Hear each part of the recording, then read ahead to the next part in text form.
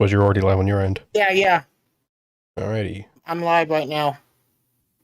That should be us live on my end now. So, welcome. Thank you for coming on and debating me. I think you sent over an email. I have notes taken, so it seems like the main point of contention you had was that capitalism is involuntary and that liberty requires equality. Do you want to just sort of say who you are, what you're Yeah. doing, and then go into sort of your criticism? Okay. So I guess I think that like the problem with power as I see it, that we all even the most benevolent among us will occasionally subordinate another's interests to our own. And I guess it seems that the issue is that if people are more or less on equal footing, then when that happens, you can be called out and then negotiation can occur from there. But it's harder to do that with, say, like your boss or a politician or something like that, and I think that it's hard for true negotiation to occur if people are not on equal footing. Okay. So I suppose what would it mean to not be on equal footing? Because there's the Austrian understanding would have it that both the capitalist and the laborer are agreeing to the arrangement, and that they're both profiting from this arrangement. Yeah. And I get that, but I guess um, it seems that as things stand now, like when you go into a job interview, the potential employer is either a potential collaborator or potential bum, because you don't have the same access to capital that they have. You don't have equal access to capital.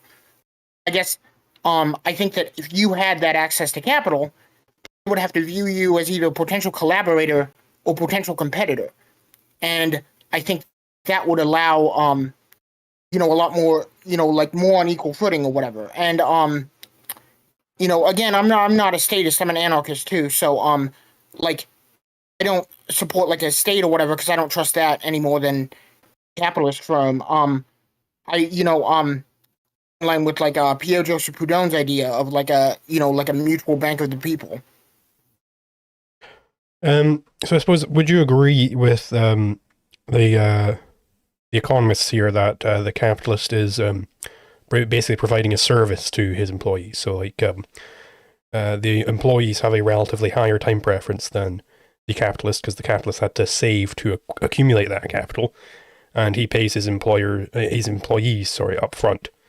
So in the ERE, that's what he's providing to his employees, but this is compounded further in the actual market, because you have uncertainty. All of the uncertainty is all of the risk is borne by the capitalist. So if the capitalist is hiring a bunch of laborers to ship some lumber upstream, where he expects he'll be able to sell it for 200 ounces of silver, it might be the case that when it gets there, he can't actually find somebody who wants to buy it at that price. Maybe the price of lumber has dropped in the meantime. But the laborers, they still get their wage from it, right? So they don't have the uncertainty there. Sure. I guess, and I guess I think that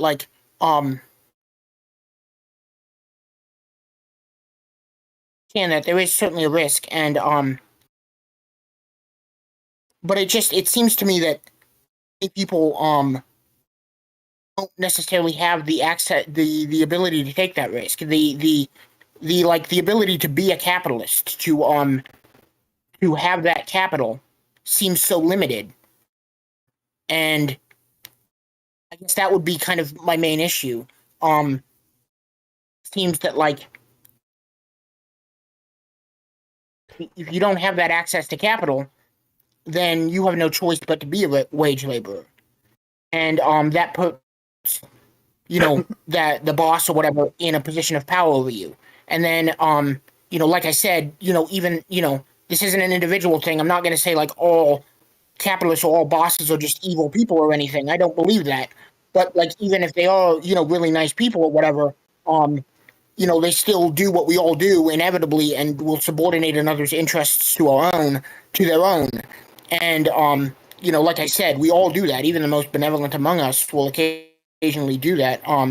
And if they're in that position of power, they're able to get away with that because they can't be called out when they do that. And it seems to me that as long as that access to capital is limited, the capitalist will always be in that position of power. I suppose so like I would definitely agree that sorry that the ability to be a capitalist is limited. Like it's not an easy thing to do. Only very few men are able to make it as a capitalist. But that's true of like laborers as well. Like if you have like an electrician, that's a very specialized skill set that right there. Like I don't know how to be an electrician, so like if if I'm some capitalist and I need an electrician for something, and the supply of electricians is very limited, then the electricians are going to have a lot of leverage over me. So like it seems like there is unequal footing in favor of the laborer as opposed to being in favor of the capitalist. So is this just an anti-leverage standpoint? Yeah, no, that is true. And I get that in in certain situations there are of course the this is why I think a lot of times sometimes you have an employee who's like really crucial, and there's not a lot of people that can do what they do. Like your example of electricians. And a lot of times seems that usually that would increase negotiating power, of course. So it seems like a lot of times want to tell their employees when they're super crucial or whatever. Which of course makes sense. It's just kind of everyone just acting in their own interest. But I guess it seems that in the vast majority of cases, for the vast majority of people, it's just that lack of access. And I guess I'm not saying everyone would be a capitalist even if they had the access. I think some people would take that labor position, but if they had that access, negotiating power would be to such an extent that even a wage labor situation would, I guess, resemble more of a co-op, even if it technically wasn't one. So but then it may well be the case that in the majority of negotiations, the capitalist has the greater leverage. But that would be basically like an empirical observation, right? It would be to do with however the market happens to be on some given day. Like it is possible for the labor to have the greater leverage. So is the principle that whichever party has the greatest leverage is the one to be scorned here, and is the one who is sort of coercing the other party. Yeah, I mean, I guess I know I don't usually like to scorn individuals or whatever. I don't, like I said, I don't think that in these positions of power are just evil people or anything.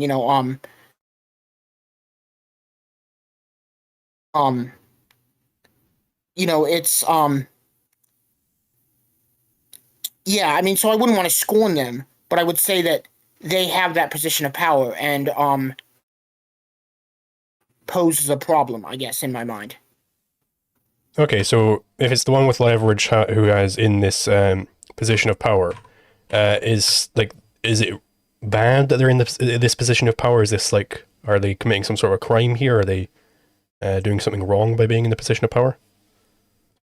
Well, I think that power itself has a lot of problems. Again, I wouldn't want to put it on the individual, because I mean they're just kind of working in a system that they got it that way and managed to get lucky and be in that position of power.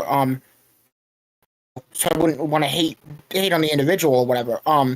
But I think that just those power dynamics in general create so many problems. And again, this would be my same criticism would hold for the state. Well,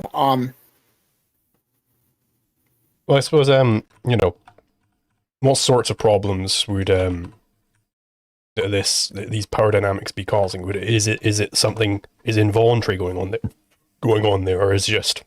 Oh, so I guess this is where So, like I said, I guess, like, how do you define voluntarism? Because I understand it as an equal consideration of interests. So I would say something is voluntary if all parties to it consent to the interaction. And I would say that the capitalist and the laborer are both consenting there. And, they are, neither party is a slave. They are both getting something out of the arrangement, and they're agreeing to it.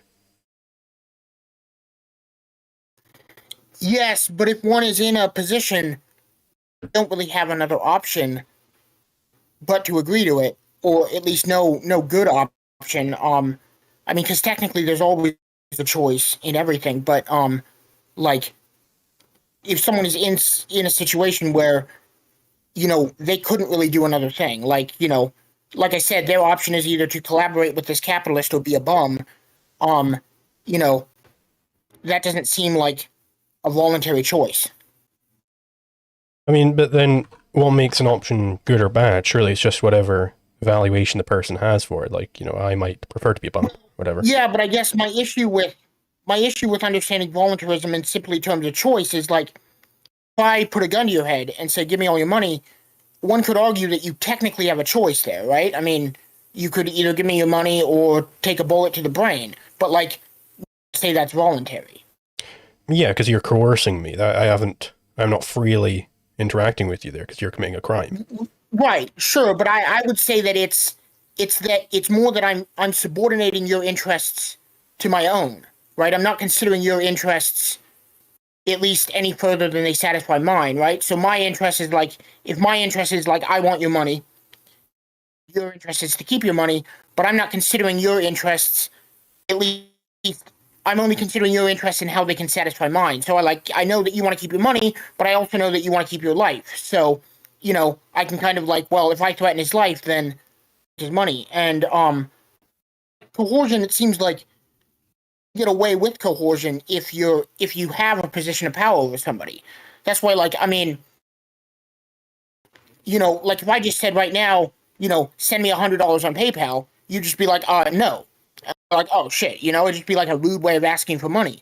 But if I said like, okay, I have a sniper, pointed at your head or something right now, and if you don't send me that $100 or whatever, I'm gonna, have him pull the trigger. Then I've kind of put myself in that position of power over you, and at that point, I can get away with that coercion because I'm in a position of power. So it seems like you don't have these power dynamics, then no one can really get away with coercion, right? I mean, because you have to be in a position of power over somebody with coercing. That's why, like, putting a gun to someone's head puts you in that position of power because at that moment, I've kind of put myself in a position of power over you. But that's not the only way you can be in a position of power over somebody.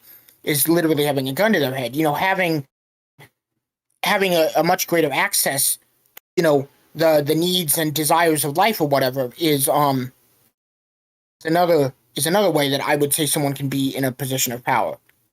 Well, I just don't see why the position of power is what is relevant in the case of the sniper. What is relevant in the case of the sniper is that he is initiating a conflict over the use of my body and my money, right? He's committing a crime against me by pointing a sniper rifle at my head.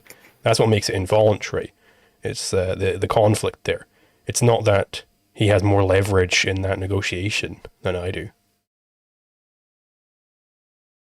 Because let's look at it this way.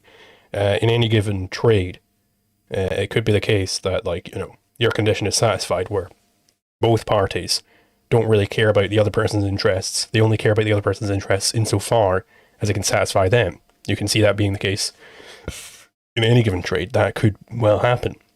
So in such a case, would they be coercing each other? Or seems like a faulty criterion.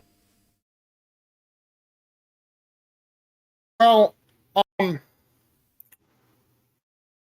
sorry, could you repeat that one more time? Sure. So the criterion I heard from you was that you're in this position of power if you are not caring about the other person's ends. You're only caring about what they can do for you, how they can satisfy your own ends. But it could be the case that two people are trading, and both of them satisfy this condition. That both of them only care about what they can get out of the trade. So would they be coercing each other?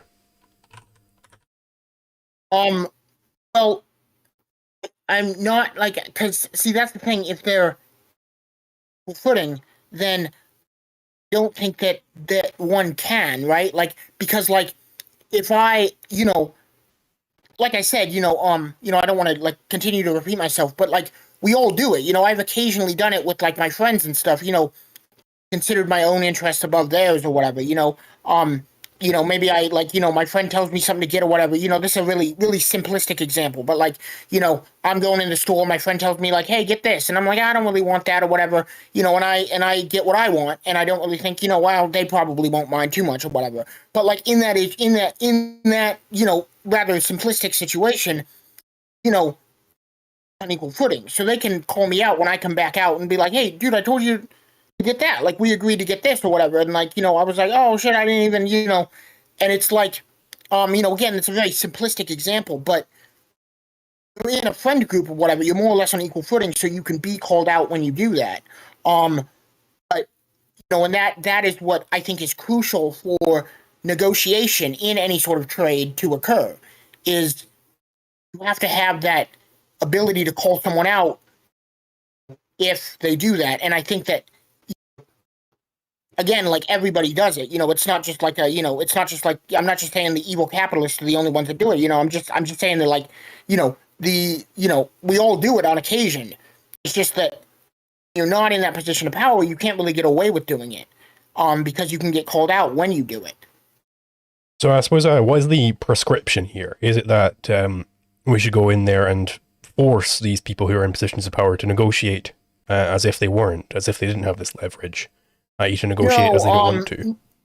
No, again, my two biggest prescriptions or whatever that I'd like to see are, I guess, like equalization of capital, equal access to capital. I'd like the idea of mutual credit, Pierre Joseph Proudhon's idea of mutual bank of the people. And I feel like technologies like blockchain and everything like that have really increased the possibility of that. You know, it's made it more practical than it's ever been.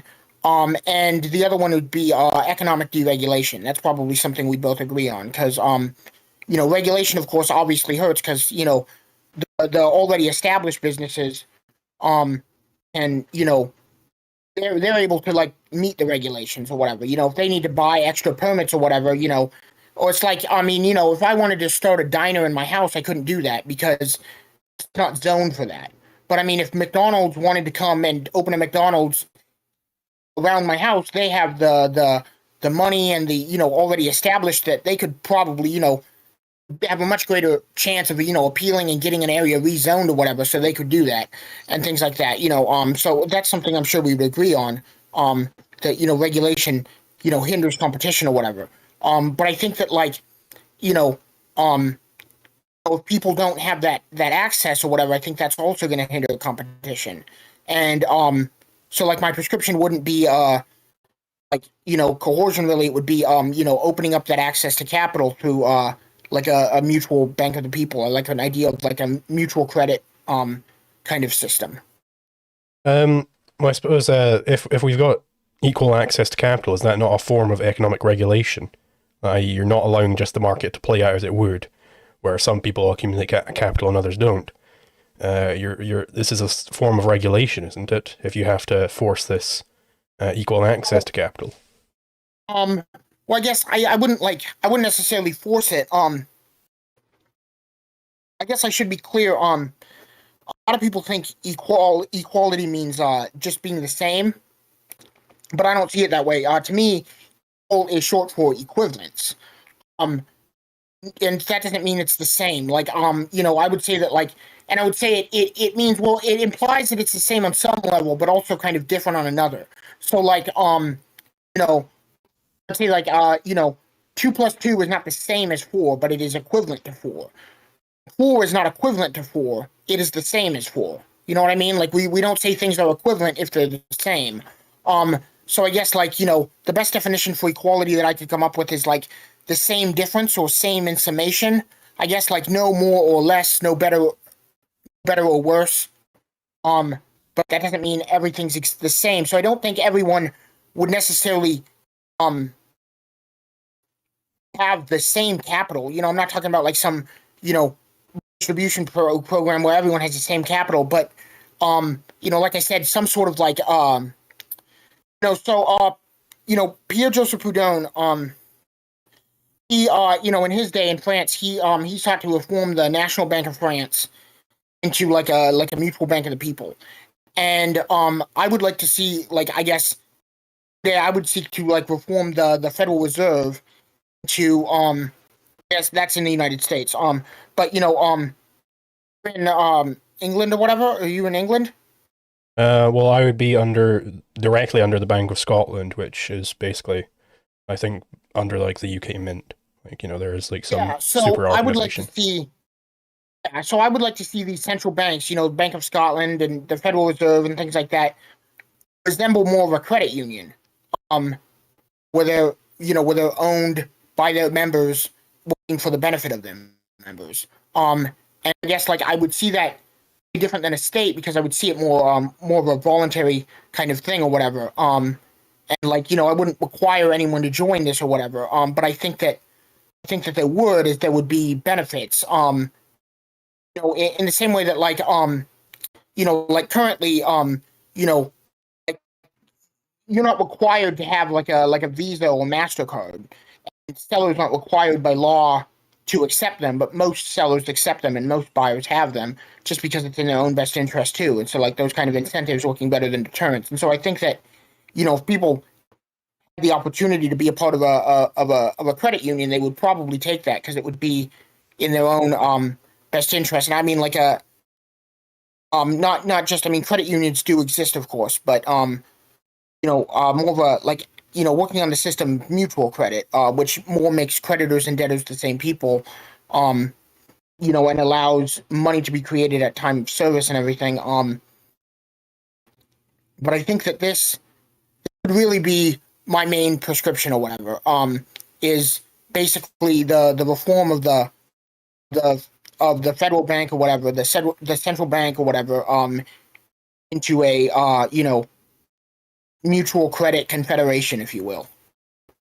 Like there isn't anything wrong with having these credit unions on the free market, but what would be problematic there is having it be part of the function of a bank, because a bank isn't really, it's not its job to be loaning out. So I'd be worried that this is some sort of fractional reserve thing you've got going on here, where the banks are basically robbing from the people who've deposited in order to gain funds on the credit side of their business, which is what happened. Um, yeah, well, I guess that's not really, so like mutual credit can be like money can kind of be created at time of service and then cleared through credit clearing, which works because everyone is kind of a creditor and a debtor. So like if we do a trade, then like I can open up that line of credit when I buy something from you, and then my account might go below zero, yours might go above, and then that can be cleared out. Um, and I know that it sounds like it's hard to explain. Reason it's not just taking money. I don't view it the same as that because if as it's like everybody, if I buy something from you, you buy something from that guy buys something from me. It's like everyone's kind of connected in this way. And so that it kind of can be cleared in that way. I'm probably not making a lot of sense. I'm sorry. So would it be something like Bitcoin, where you have this ledger where it defines a bunch of trades, and there isn't actually necessarily a commodity being traded, but there is like this ledger which is public? Is that sort of what's going on here? Like it's a Bitcoin? Yeah, yes, it would be similar. Though I think that it would be more that like the money would be created at the point of transaction. I don't understand what it means to create money at the point of transaction. Like if I don't have any money and I want to buy something, how is it going to be that if I can just create arbitrary sums of money to get what I want? Well, isn't this just going to devalue it's not necessarily immediately? arbitrary. I guess it's not necessarily arbitrary because money can be backed by pretty much anything. And so like again, I think Proudhon talked about like how like gold and silver backed currencies, but like how we could do that more with other commodities as well. We could, it doesn't have to be limited to, these. So like, I see no reason why money couldn't be created at the time of the transaction and backed by basically what was being transacted. But then we're just back to barter. Like that's not really a money. A money is a universal medium of exchange. So if you've got like gold as your money, that the gold is the money. It's not that the money is just arbitrary and then you can figure out how to back it later. Like the thing you're backing it with is the money, and you can't just create gold out of thin air. Just whenever you want to have a transaction with somebody. But if you're saying that the quote unquote money is actually what we're just transacting with, then at that point we're back to barter, which is like one of the lowest forms of the economy. Well, yeah, I mean, I guess I don't really, again, I see it, was like debt, backed up by these things. I less of like, because it's not like, I give you this and you give me that. It's more like, um, I'm creating this line of credit. I can do that because I have this to back up that credit that I'm creating. But like a line of credit, that implies that there's, I owe you some particular thing, not just I owe you nothing particular. Like there has to be an actual money behind this whole thing, or some sort of asset, right? Like I could owe you 3 bitcoins for a pizza you sold me or whatever. That would be possible, but I couldn't just owe you this nebulous concept of credit, because credit with reference to what specific thing is being owed. Like if you were to come and collect, and I just have this credit which I create out of nowhere, what would you actually be collecting on? What would I be giving you when you come to collect? Um. So I guess like, oh, like I don't think that necessarily be um collecting, because I think it could be I think of how to put this the right way. So you familiar with the concept of credit clearing? No. Okay, well, so credit clearing is where you take accounts that are above zero and transfer that to accounts that are below zero, so that all accounts close at zero. And I'm trying to think of how I can, because it's not, because of the way that everyone is connected in this sort of debt. It's not it's not traditional like redistribution. It's because like we're not just like taking money from your account to put it in my account, where because everything is so connected. That's kind of the idea of mutual credit. Is like, again, like debtors and creditors are the same people. So like I open up a line of credit, you might open up a line of credit or whatever, and those lines of credit can go below zero or above zero, and then they're cleared, where they all close at zero. Well, like there has to be Like some. Sorry, I'll let you finish. David Graeber talks a little bit about this. And, in Debt, the First 5,000 Years, which I haven't actually read. I keep meaning to read that. But I've heard him, he's done a lot of talks about it and stuff like that. I can't remember the word he used. But like older school societies used to do this. Where like they would kind of clear it in. It was some. I swear the word started with an R. I can't exactly remember the word that was used. Like fuck. I wish I could remember the word. Um, yeah. So, yeah. So it's like, yeah. Sorry. You were gonna say something. Yeah, I was just.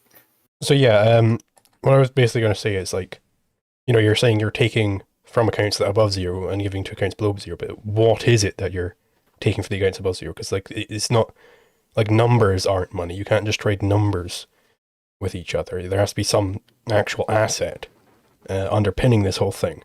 And if you're taking an actual asset from accounts above zero and giving it to those below zero, then that absolutely is redistribution. Well, yes, but like, I guess I don't know if like if numbers can't necessarily be like I would agree that it has to be backed by something. But like that doesn't necessarily mean that that thing ever needs to necessarily come into play. Um, like um, I mean, like going back to like gold or whatever, in a lot of like gold-backed currencies and stuff, you know, um, you know, gold was not, gold was very rarely the actually, traded hands. It was more like certificates that were backed up by gold, that could be exchanged for it, and that was probably like the start of, like you said, fractional reserve or whatever. I don't view as inherently bad. Of course, I think it can be bad if it's not, if it's done in like some sneaky way or whatever. But like, so I guess I think that like, um, you could have this kind of, where contributions are sort of made, and then like, um that sort of like, whatever is being done sort of backs up that the credit. So like my like, credit is sort of, it's backed up by trust kind of anyway. So like, if I that credit score could be based on like, the kind of things that you do or whatever. So like, if I buy something from you, that would imply that like, that like you have a thing or whatever, so you're kind of contributing something or whatever. That would be like, that would probably increase your credit score, and then mine would, increase when I do the same or whatever. Um, I'm just, there needs to be, some sort of asset, like, because you said there that the asset may never come into play, and that's true. Like, there is historic precedence for, me just trading warehouse certificates instead of the actual gold. I just give you 20 warehouse certificate for 20 ounces of gold rather than the actual 20 ounces of gold. That definitely did happen, but this was then, the way they got in with the Federal Reserve and stuff like this, with fractional reserve banking, was they started defrauding people, because they started saying, no, you can't actually. They started actually just stealing that gold from from the depositors. It's basically like a Ponzi scheme. Then after a while, when the government got involved, they said, no, you actually can't collect on that gold anymore. So now all there is these money certificates. But this is not a free market situation here. In a true free market, there's always this case that somebody could come and collect on this debt. So what is it that they're collecting if there's nothing but debt? Like, what is the actual asset underpinning all of this?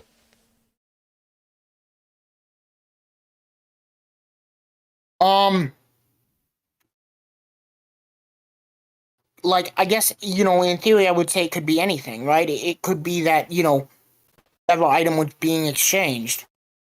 Then it's barter, right? So that's not indirect exchange anymore. That's just barter. Like, we'd be back Yeah, to I me mean, trading a chicken I for see your it is. pizza. I think it is very similar, but I think it's a little different. Because it's less direct. But how is it less direct if there isn't some homogenous unit, there isn't some homogenous money going on underpinning all of this?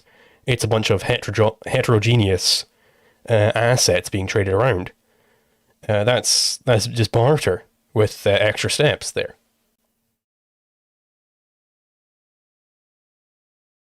Um, yeah, I guess like, I mean, it's, I guess like I think of it more like a, like an all commodities backed currency. Um, I mean, like, again, we've already kind of done this with like, like historically, at least with like, gold and silver or whatever. Um, like I just see no reason that that couldn't be done with other things, and I see how that really resembles barter, but it seems like just because like, oh, it gives more like, I'm trying to think how I can put this. You don't necessarily need to, because if everything can be exchanged for anything else, it's like I mean, like, I guess like I would see it more like a currency exchange, right? So like, if all of the if all of the commodities and stuff were back to your currency, then it seems that every market would resemble that of the currency exchange. The currency market.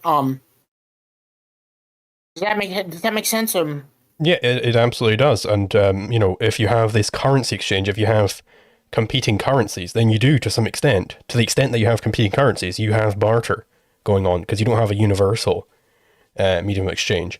But what you're suggesting is we should split up the currencies even more into complete individual assets. And that's what barter is.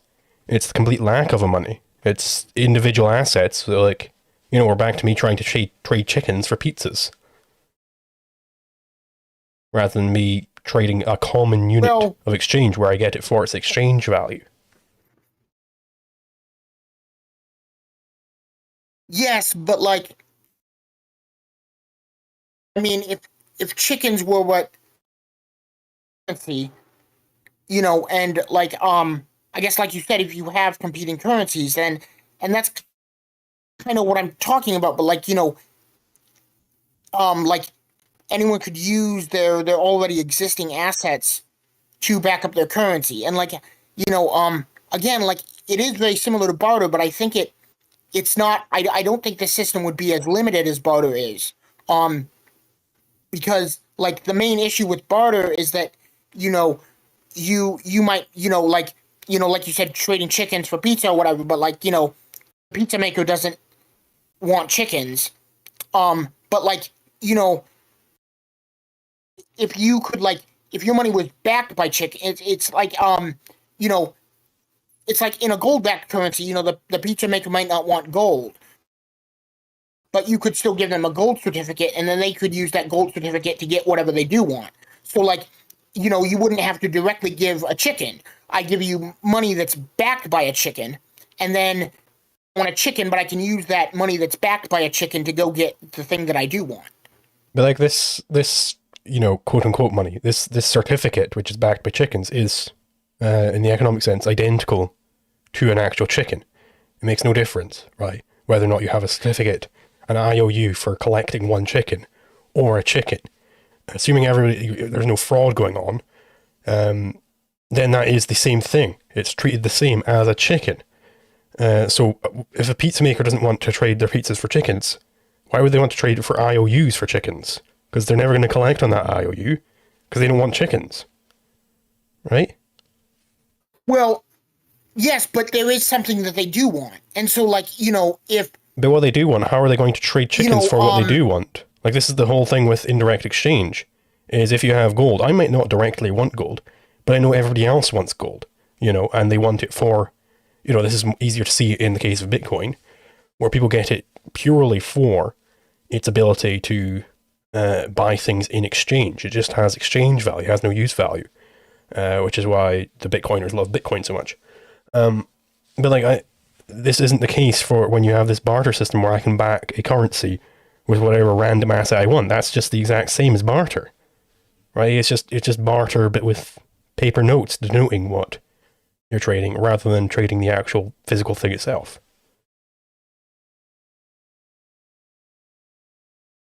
um yes, but I guess like I mean you know, I mean, I guess I guess so. Like, what I would say is like money is, any kind of money is really only as good as what it gets you, right? So like, I care very little about money and more about like the things that money can get me. Like, I mean, you know, if I had the opportunity of like, I could get magical conjuring abilities to just conjure anything I ever wanted, but I could never have any cash or any money in a bank account or whatever, I would take those conjuring abilities in a heartbeat with a bank account full of money, because the money doesn't matter if I can just get everything that I want. And so like the idea of money is that you can use that to get what you want. Like I don't care about the $20 bill in my wallet any more than what that $20 bill can get me. So like, and I would say the same thing goes for a gold-backed currency or whatever. It's not that everybody wants gold, it's that everybody wants what that gold can get them. Right. There's no reason that couldn't apply to other things. It could apply to other things, but it has to be a homogenous thing, or else you are back to barter. Like, you can't have a money made up of whatever random things people have in their shed. That's not money, because it has to be homogenous. It has to be universally accepted by all, and be fungible.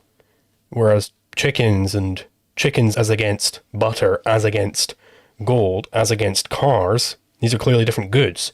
Men treat them differently. So you can't get away with using a certificate for cars in the same way that you do use a certificate for chickens. Because different people want cars as opposed to chickens. Like, you can't have these competing notes, these competing IOUs, these competing lines of credit, and call it a money. It's just not a money. Because money has to be homogenous.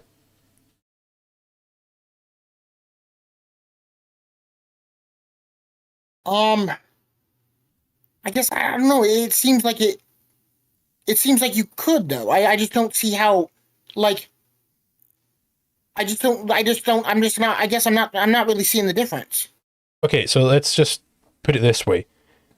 Is there any difference in terms of the economics of the situation, whether I give you a trusted warehouse certificate, we're assuming there's no fraud, I give you a trusted certificate for chickens, for one chicken, I'll say, or I give you an actual physical chicken? Is the economics there any different?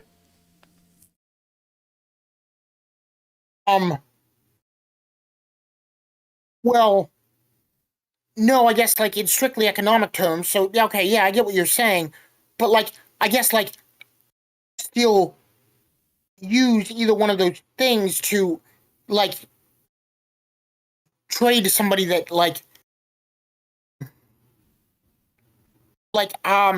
even if I don't know anybody that wants a chicken, but like chickens were I mean, I guess like all sorts of things, different cultures and societies or whatever have used all sorts of things as, I mean, gold and silver are some of the most popular, but of course there were societies that did use things like chickens and things like that or whatever as forms of currency. Yep, that's absolutely the case. People have traded all sorts of things in the past. But what's fundamental here is that barter is distinct from indirect exchange. That's direct exchange there. If I'm trading you either chickens or IOUs for chickens, it's the same thing. If I'm trading you chickens for pizzas, that's direct exchange. So I need to find somebody if I want a pizza, I need to find somebody who's willing to take a chicken for however many pizzas I want. That's a lot more difficult than if I just sell the chicken and I know there's a common unit of exchange. I know I can sell the chicken for salt or whatever, and I know everybody accepts salt as a money. Yeah, but like, I mean, I guess like there's more than you don't have to like an IOU for a chicken wouldn't necessarily have to be satisfied for a chicken in the same way that like that's it. Yes, it would. If an IOU for a chicken can't be redeemed for gold. No, I don't think so. Not exactly because in the same way that like if you owed me money, if you owed me say $100, you could pay me that in euros, and that could still only if you are accepting euros. That's not a collection on the debt. That's basically trading the debt there. It would be like saying it'd be like if you said, well, right, but I would accept euros because I could exchange that for. Okay, but what if you know, I you could might exchange not, the euros for dollars. like, let's take a very, very specific capital good, like a machine which which presses pasta dough into ravioli, like an industrial machine. Very, very few people on Earth are going to accept this machine in trade because they don't own a ravioli factory. So you couldn't use this ravioli machine as a currency. I couldn't go around with an IOU for a ravioli machine and expect to buy pizzas with it. But I could go around with an IOU for gold and expect to buy pizzas with it, because assuming everybody accepts gold as money, right? But like, fundamentally, if I have an IOU for gold, I can't go over to whoever owes me that gold and say, I want a ravioli machine instead of this gold. Or they can, if I want gold for that IOU, they couldn't say to me, instead of gold, how about I give you this ravioli machine? I'll be like, no, give me the fucking gold. That's what you owe me. Well, yes, but I mean, I mean, again, wouldn't that seems like it would kind of depend on what you could get. I mean, like, if there were like, you know, like I said, if you owed me $100, I would accept euros in that debt because I know there's a currency exchange that I could go exchange those euros for dollars. And so, like, if you knew there was a, you know, rolling machine to gold exchange, then you probably would take that rolling machine.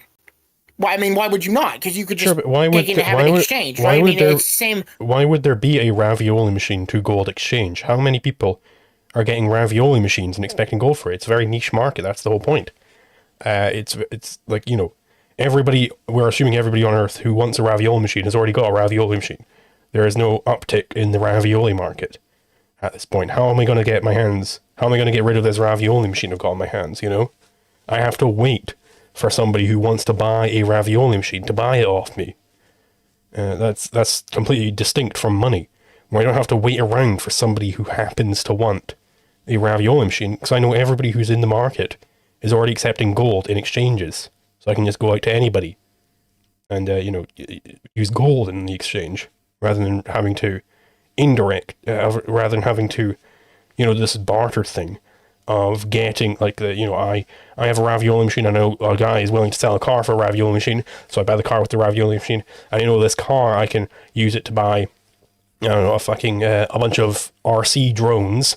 And these RC drones, I know that the pizza guy really likes RC drones, so I can use that to buy pizzas. Like, this is, you know, this is clearly, it's many more steps. It's much more challenging than just selling the ravioli machine for what is accepted as money, gold or whatever.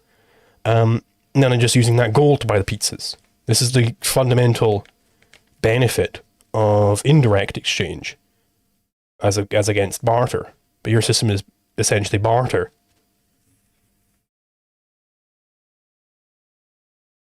I guess I'm I'm thinking of it in terms of like a currency exchange. You know, I mean, like, right, but a currency exchange is barter to the extent that you have. It seems that if like these currency exchanges, they are indeed barter to some extent, because there isn't a homogeneous world money, which is awful. The only reason we have this situation is because the state got involved, and the state took over the monetary system and subverted it. That's why we don't have a world money. Proper money would be universal. That's what money is.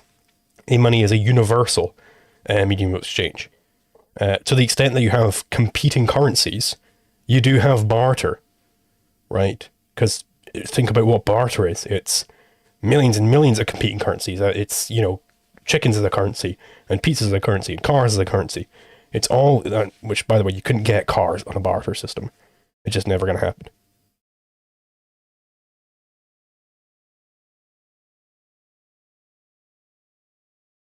I don't see how, like, I mean, wouldn't you have competing currencies in a free market society? Hopefully not. Hopefully that all gets ironed out and we have a true money. Because to the extent that you have competing currencies, which, you know, there's always going to be some amount of barter, I reckon. But to that extent, the market is not as efficient as it could be. right? Because you don't have this common unit of account. I don't think you can even do economic calculation if you have barter, right? Because economic calculation is about doing profit loss calculations. So how can you do profit loss calculations without a common unit of account? You can't. Money is a very important thing.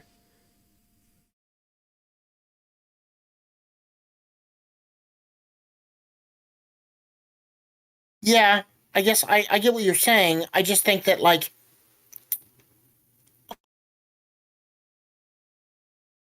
and you agreed with there's been so many different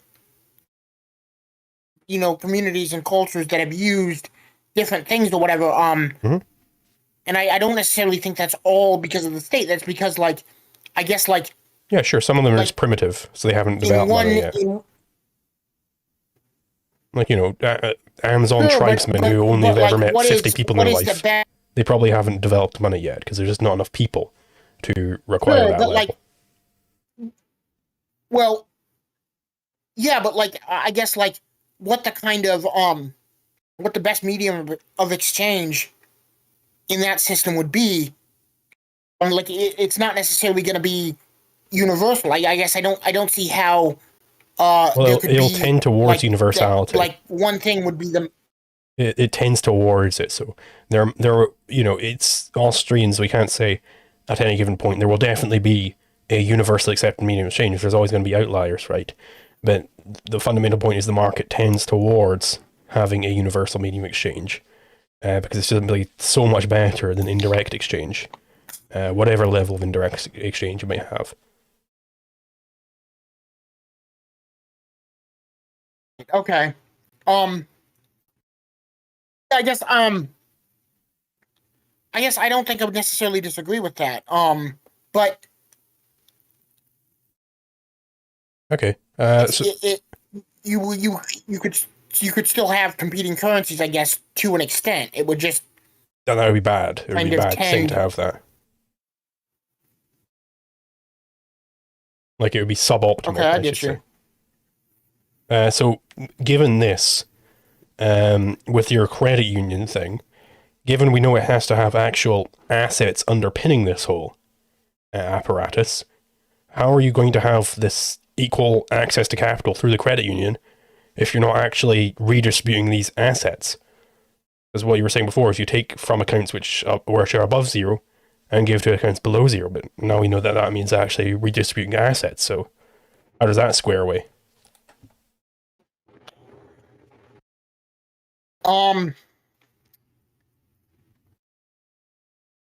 I guess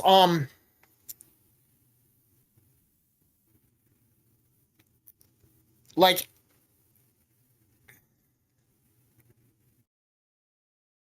I guess I'm not sure how to without kind of repeating myself, because I mean I get what you're saying and everything. I just um like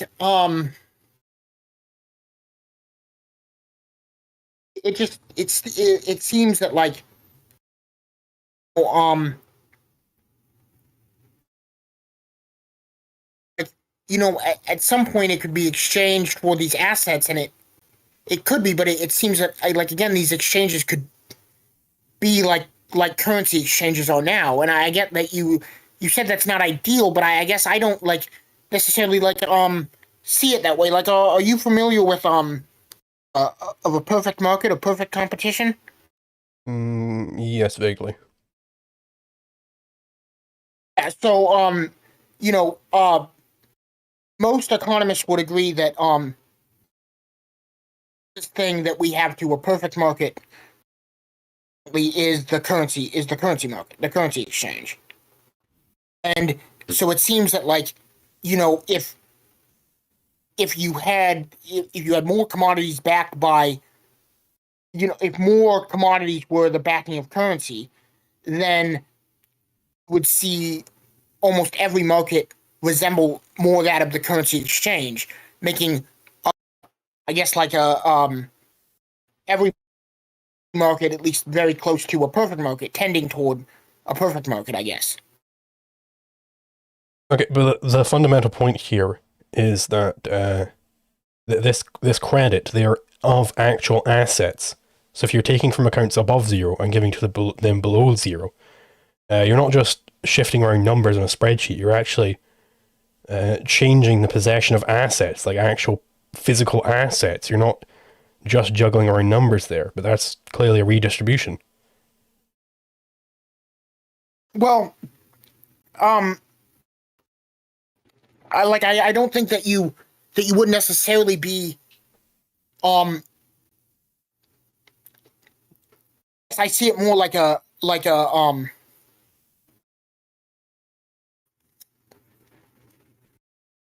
I guess I see it more like a credit score. So it wouldn't necessarily be actually coming to you and taking your assets and giving them to me, but be more just like moving numbers on a spreadsheet, but those numbers would be represented by those assets, I guess, like backed up by them. And then like those could be like,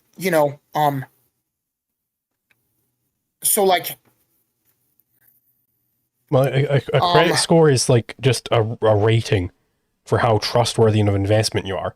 It's basically just a score, which is a signal to investors how likely you are to default on that loan. Like, I don't see how that can be the basis for a money or this credit system that you have. Because if a credit score isn't the same as credit. Credit means that you have some debt, that you owe something to somebody. Right, but a credit score is just how I guess like trustworthy you are.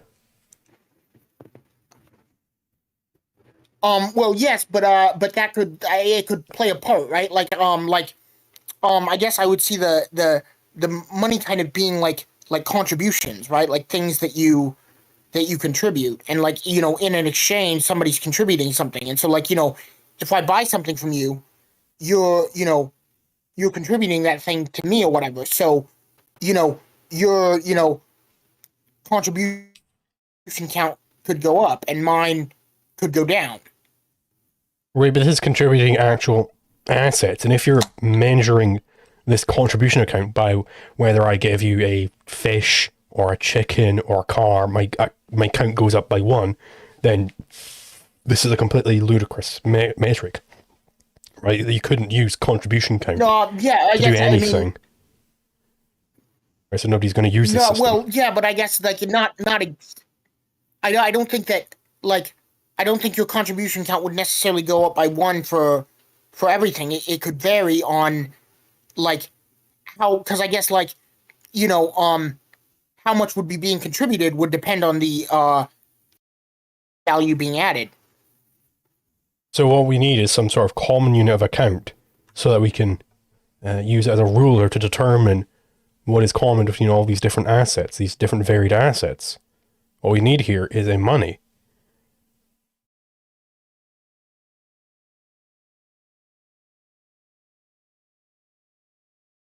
Yeah, okay, I get you. Yeah, no, yeah, all yes, yeah, no, I mean, I get what you're saying. I just like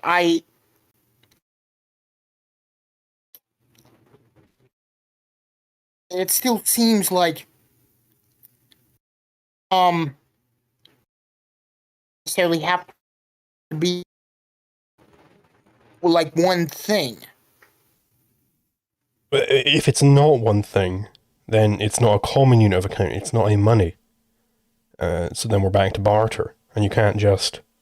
I wouldn't really solve the redistribution point either, because even if you have this barter society, where you're taking these bartered goods from account A to account B, this is still redistribution.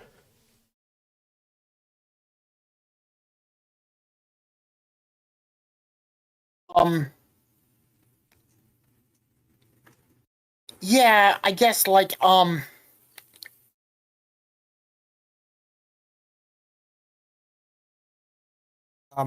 more I can say about this? Like it like I mean I guess it could be a distribution, I suppose, but it wouldn't necessarily be the same sort of redistribution. I don't necessarily see it as like because of the way that everything would be so connected.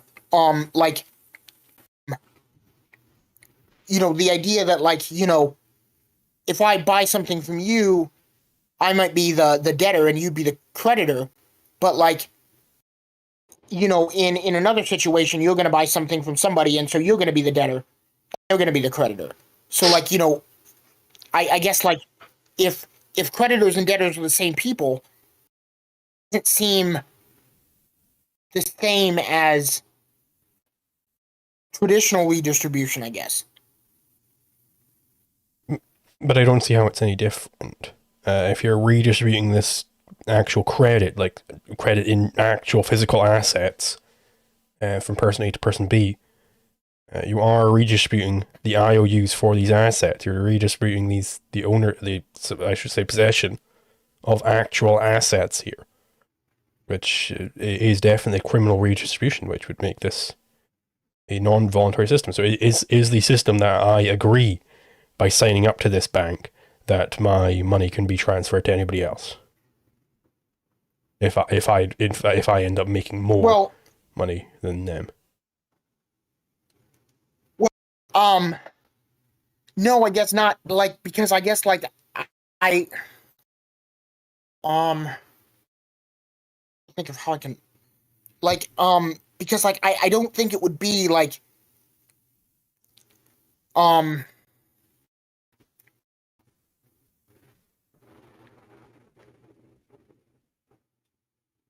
like I don't think it would be the same kind of like because like the like the money wouldn't necessarily like always be there, so it wouldn't be like the money would be more created at that point of exchange. So like I guess like because it wouldn't just be there. I see it a little bit differently. But like the money itself isn't actually being created at the point of exchange. It's an IOU for something which is actually a physical thing which exists out in the world. This thing has to be able to be collected on in, at least in principle, right? But if you have these IOUs, and I suppose the question is, this could be a voluntary system, right? It could be a voluntary system where I sign up to this bank, and the bank says, hey, if you get a bunch of money, that puts you in a position of power, so we're going to redistribute some of your money to people who didn't get as much money as you, people who didn't produce as much capital as you did. Now, that could be voluntary, but I just don't see why on earth anybody would sign up to such a system, apart from those leeches who don't make any money. Like, why would any producer sign up for this? Well,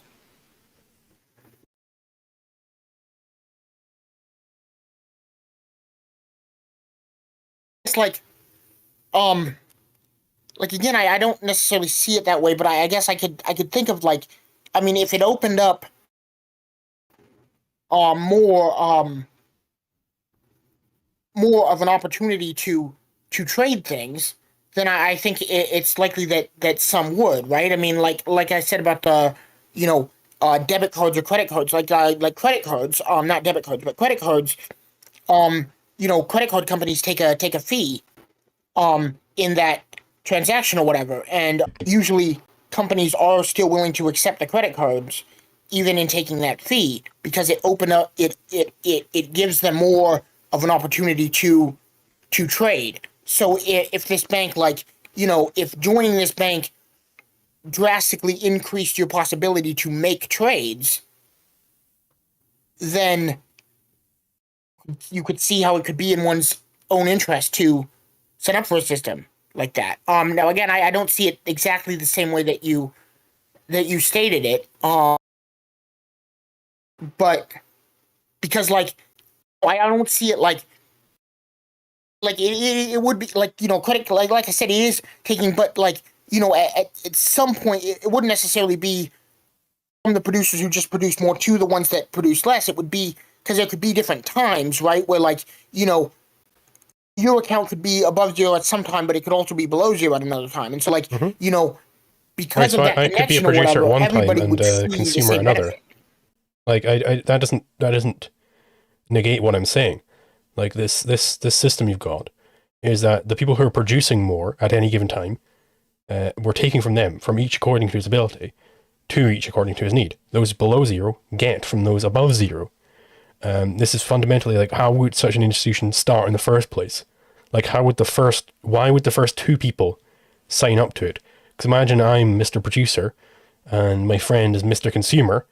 I can see why Mr. Consumer would want to sign up to this with me. But why would I want to sign up to it? Because I know I'm just going to be, there's going to be money funneled from me to my friend.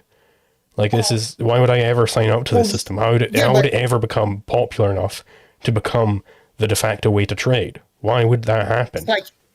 like everyone is a consumer regardless of what else they are, right? So, like, producers are consumers.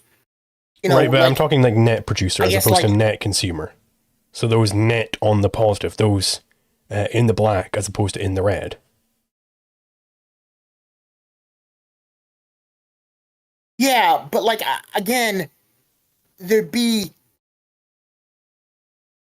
I mean, it would be different times, so you would see a benefit from it Only when I'm a leech times where you're in, and I'm not making right? money. But like, why would I agree Well, to it when I am I making mean, money? no, I wouldn't necessarily. Like, why would Elon Musk agree to this? He's clearly a very, very wealthy man. He's produced a lot of wealth. Why would Elon Musk ever sign up to such a system? Like, he's very much on the net, Um, way up in the black. Like, he would be fantastically more poor if he signed up to such a system. Why would he?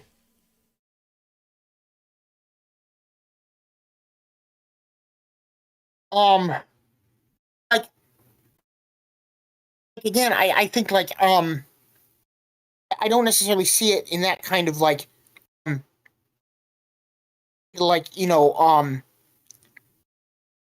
I guess that would get into other things. Like, I guess, Elon Musk, like, um,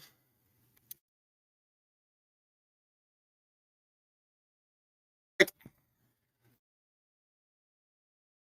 I'm trying to think of, like, because he's rich in like in like uh in like fiat money, but like, um, I guess, like,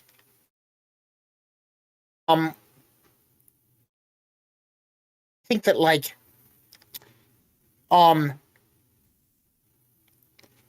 it's different, kind of, like, I guess,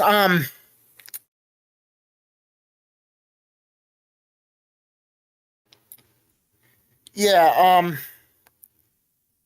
like, I'm just trying to think of how I can put this, like, um so he's got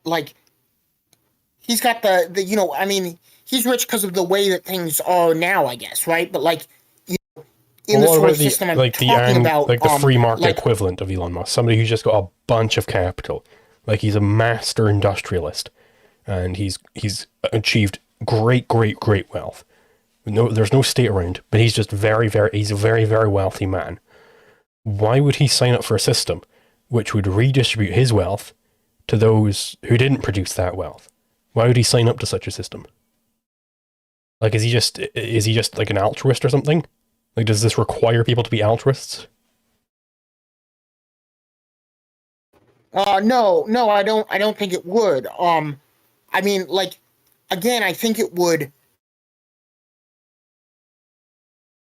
system would open up so many opportunities for But how could it exchange and open stuff these for opportunities everybody up that for it would be in exchange? their Like own best interest. fundamentally, the only way it could open up opportunities for exchange is if it became the de facto way to do business. It became de facto that you put your wealth in this conglomerate, this bank or whatever, and then you receive their tokens, and then that's how you trade.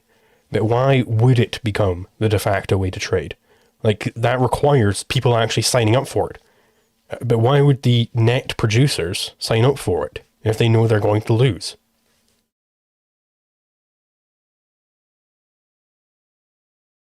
Um, I don't. I guess I don't think that they would lose, like, because, like, they would they would still gain the same in what they're producing, because No, they wouldn't, because it's getting redistributed to somebody else. Contribution count would still be, because it all gets redistributed at the end of the day. But again, I don't think that those in the positive, it gets redistributed to those in the negative. This is the system. So every day that you are productive, yes, you're losing what you're producing. Well, but not like, I mean, you kind of do that in an exchange anyway, right? Like when you exchange something, you lose what you produce, and you get something of higher value to you. Something else in return for it, right? You're not just having what you produce. You're not just having this wealth thrown to those who didn't produce the wealth. You're actually getting something that you value higher when you exchange this. But you're not describing a system of exchanges. You're describing those accounts in the positive have their wealth taken and given to those in the negative. Well, that's the system. But that's the thing. I'm not exactly like, because like that's how the accounts would be cleared, but that doesn't mean that like someone still wouldn't get things that they value more, right? I mean, what are they getting out of it? Because you could still have this like. If we're just doing this account clearing thing, well, where those in the positive get their numbers redistributed to those in the negative, then that's actual assets being taken from them. What are they getting out of that? Well, I mean, they're getting. I mean, I guess like, I mean, again, I'd probably put it in terms of more like a credit score or whatever, right? I mean, their credit score, contribution count, as I may prefer as a terminology, but it would be very similar in what I'm talking about. Why would they want a contribution count? What does it get them to have a really high contribution count? Well, it would in the system that I'm talking about, that higher contribution count would be like having more money. Okay, so what can you redeem this contribution count for? I mean, like essentially anyone that was willing to take your credit, because a higher contribution count, you could open up a higher line of credit. But what can you redeem the contribution count for? Like, what does it do for you? Is it just a number on a screen? Well, it like a credit score, right? I mean, if you have a really good credit score, then you have more trust or whatever in things that you buy on credit. So you can essentially buy more on credit. Mm-hmm. That's because people are more willing to loan things to you. But what does this contribution count? Because the reason why a credit score does that is because it makes you a more trustworthy investment opportunity. So people are more willing to invest in you if you've got a high credit score. But what does this contribute? All the contribution count does is prove that you're willing to give away your money to those who didn't earn it. That's all it does. No, I don't think that it would, because like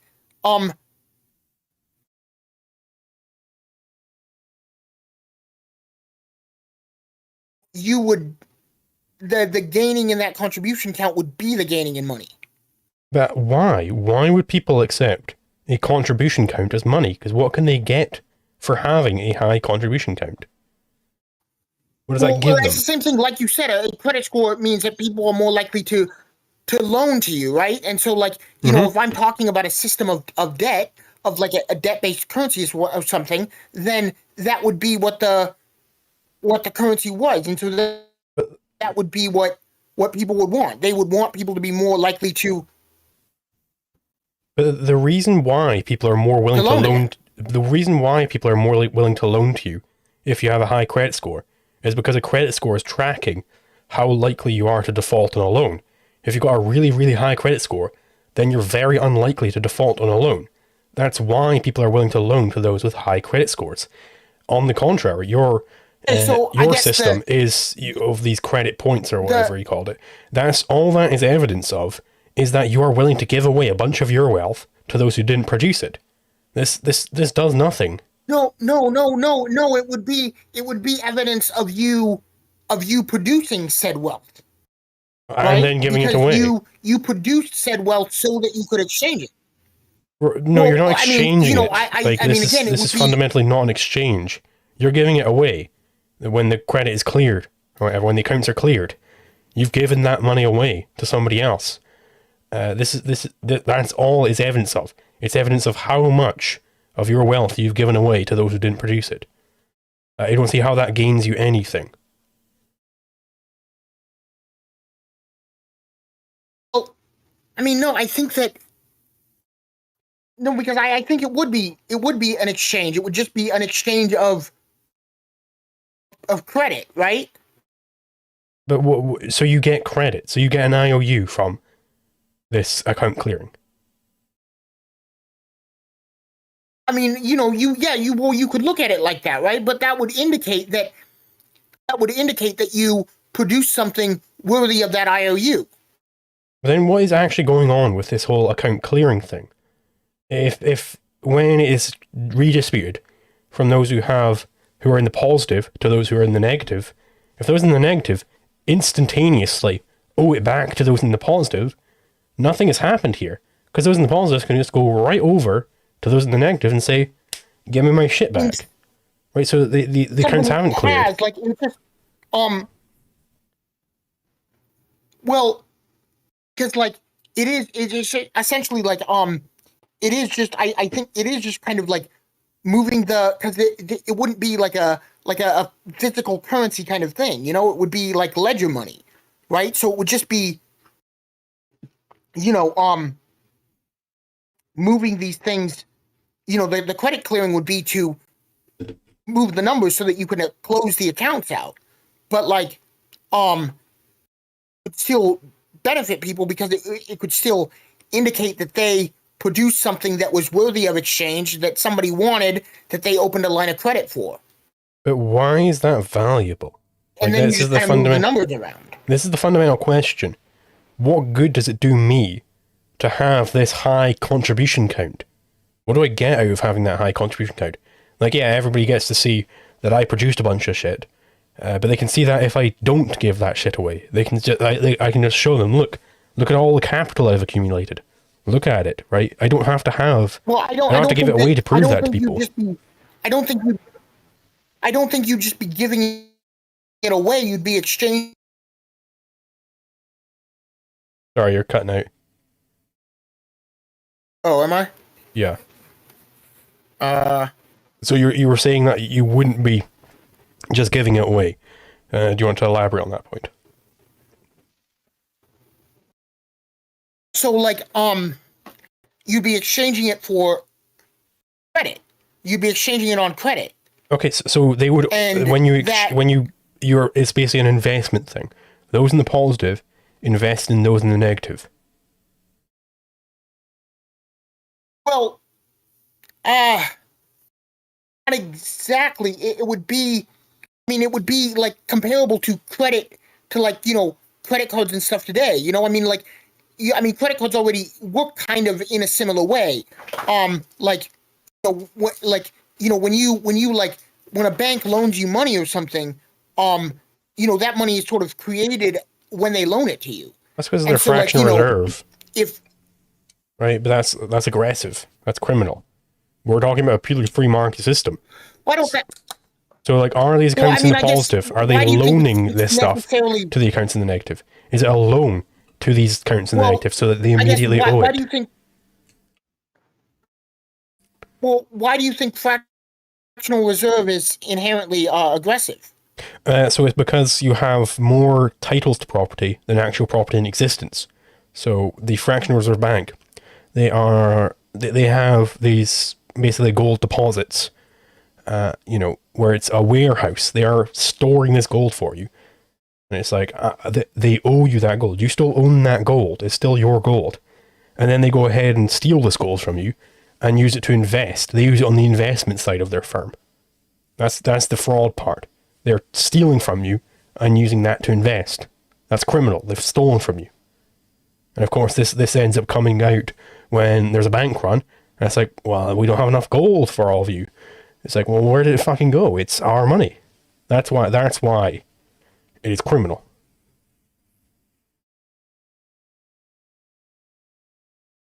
Yes, but like I guess like um they have to be that way. Like No, they means that don't. you could have a system. Banks used to be the case. It used to be the case that banks were full reserve, where you would pay some fee for them to store your money for you, and that was how it was done. But now it doesn't have to be the case that the banks are defrauding you constantly. That does not have to be the case.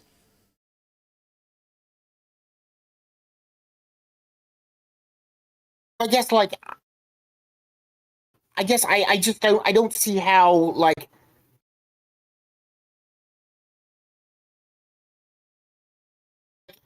if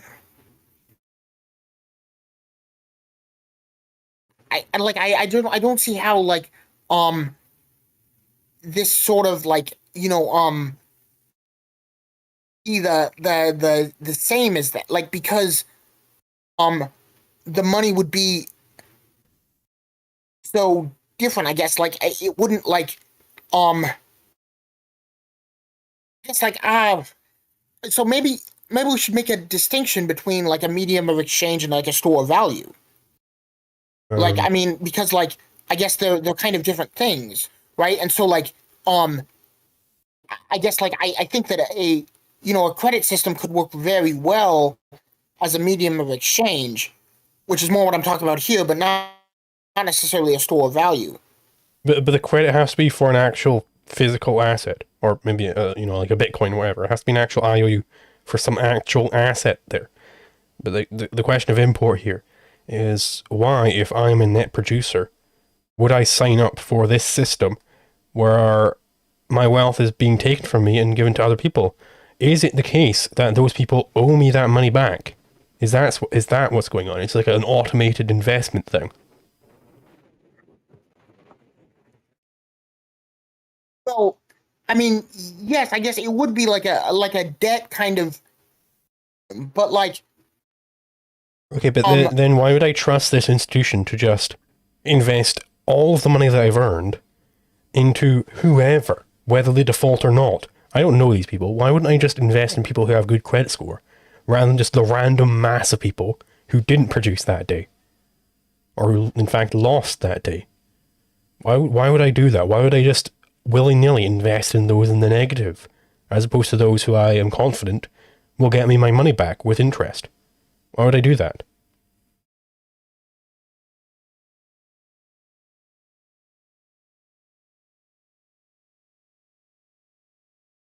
I mean, again, I think it would open up opportunities for more exchange, because Right, I but the mean, only way and it and that opens would up that would benefit you.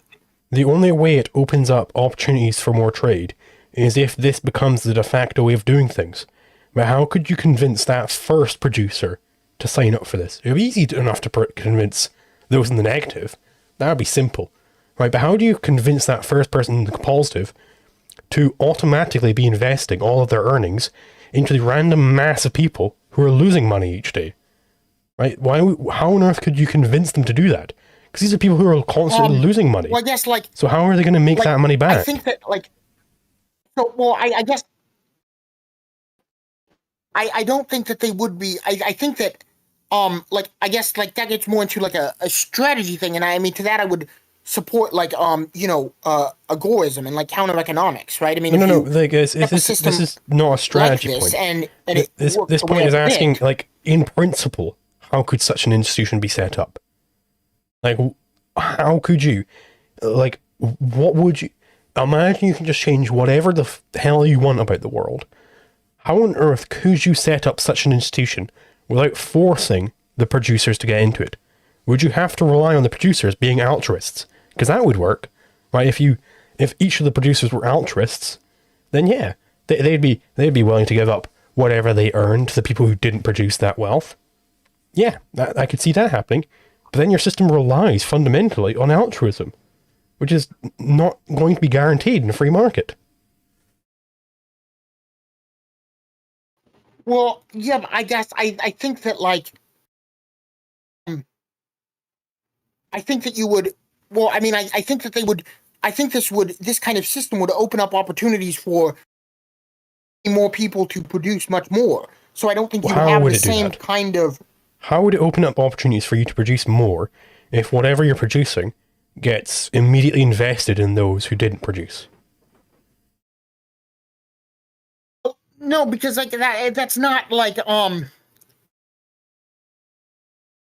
if because like that it's that's not exactly what I'm saying, because like if the money could be created at time of service, then this would incentivize more people to do more, and the things that they do, the more things that they could be compensated for, right? I mean, The I money think is that fundamentally not created at a in time of our service, though. society, and There has to be actual assets underpinning this. We went over this, and upon the closing of the day or whatever, upon the account closing, whether it's daily or weekly or whatever, immediately all of those people who are net producers invest everything they've produced into those who are net consumers, into those who didn't produce that. Why on earth would this open up more opportunities for production or trade? Why would it do that? The only way it could do that is if this became the de facto way to do business. But why would it ever get to that point where everybody's signing up to the system, where if you're a if you're a productive man, everything you produce is getting immediately invested in people who you can't trust to be producers. By definition, there are people who lost on that day. Right? Why on earth would I be investing in people who keep losing money?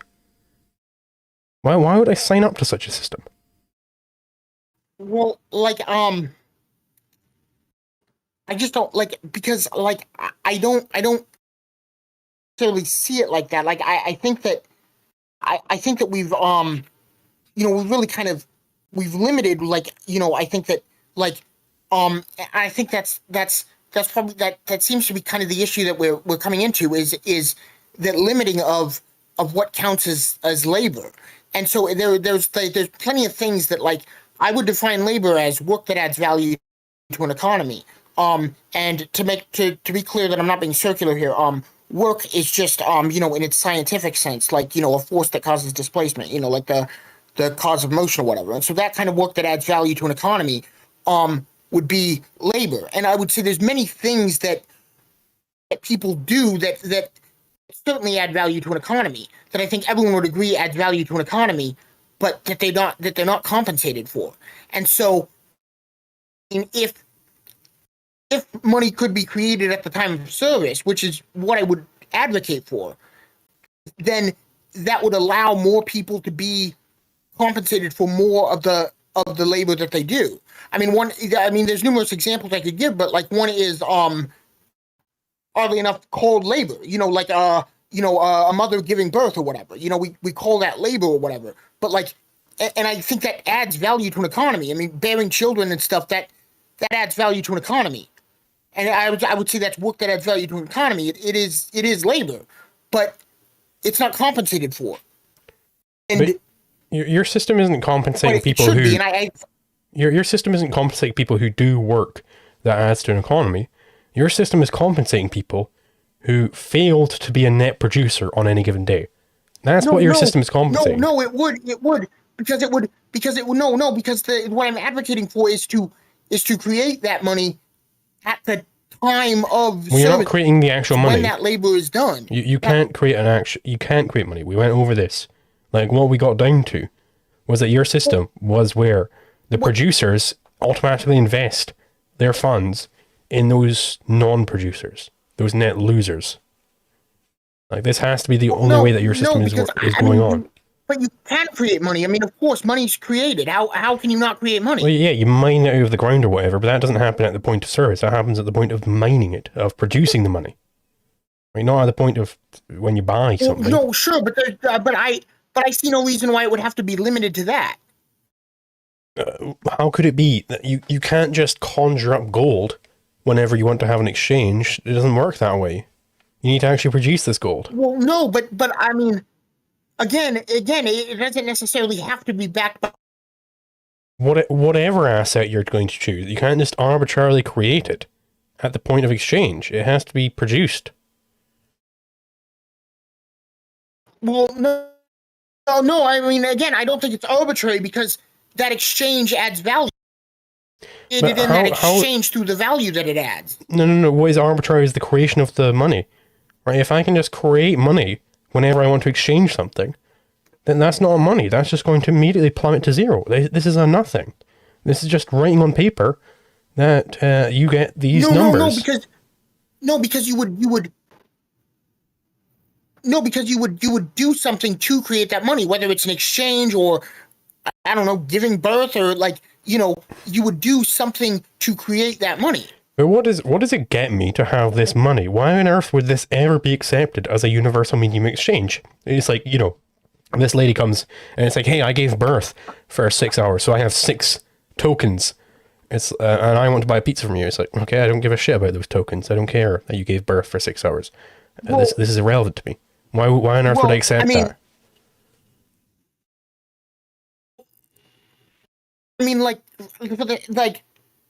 mean, again, I guess this would go back to credit scores, right? I mean, it would increase your credit score. But why would it increase my credit score? Right? I mean, to your accept contribution account would go up.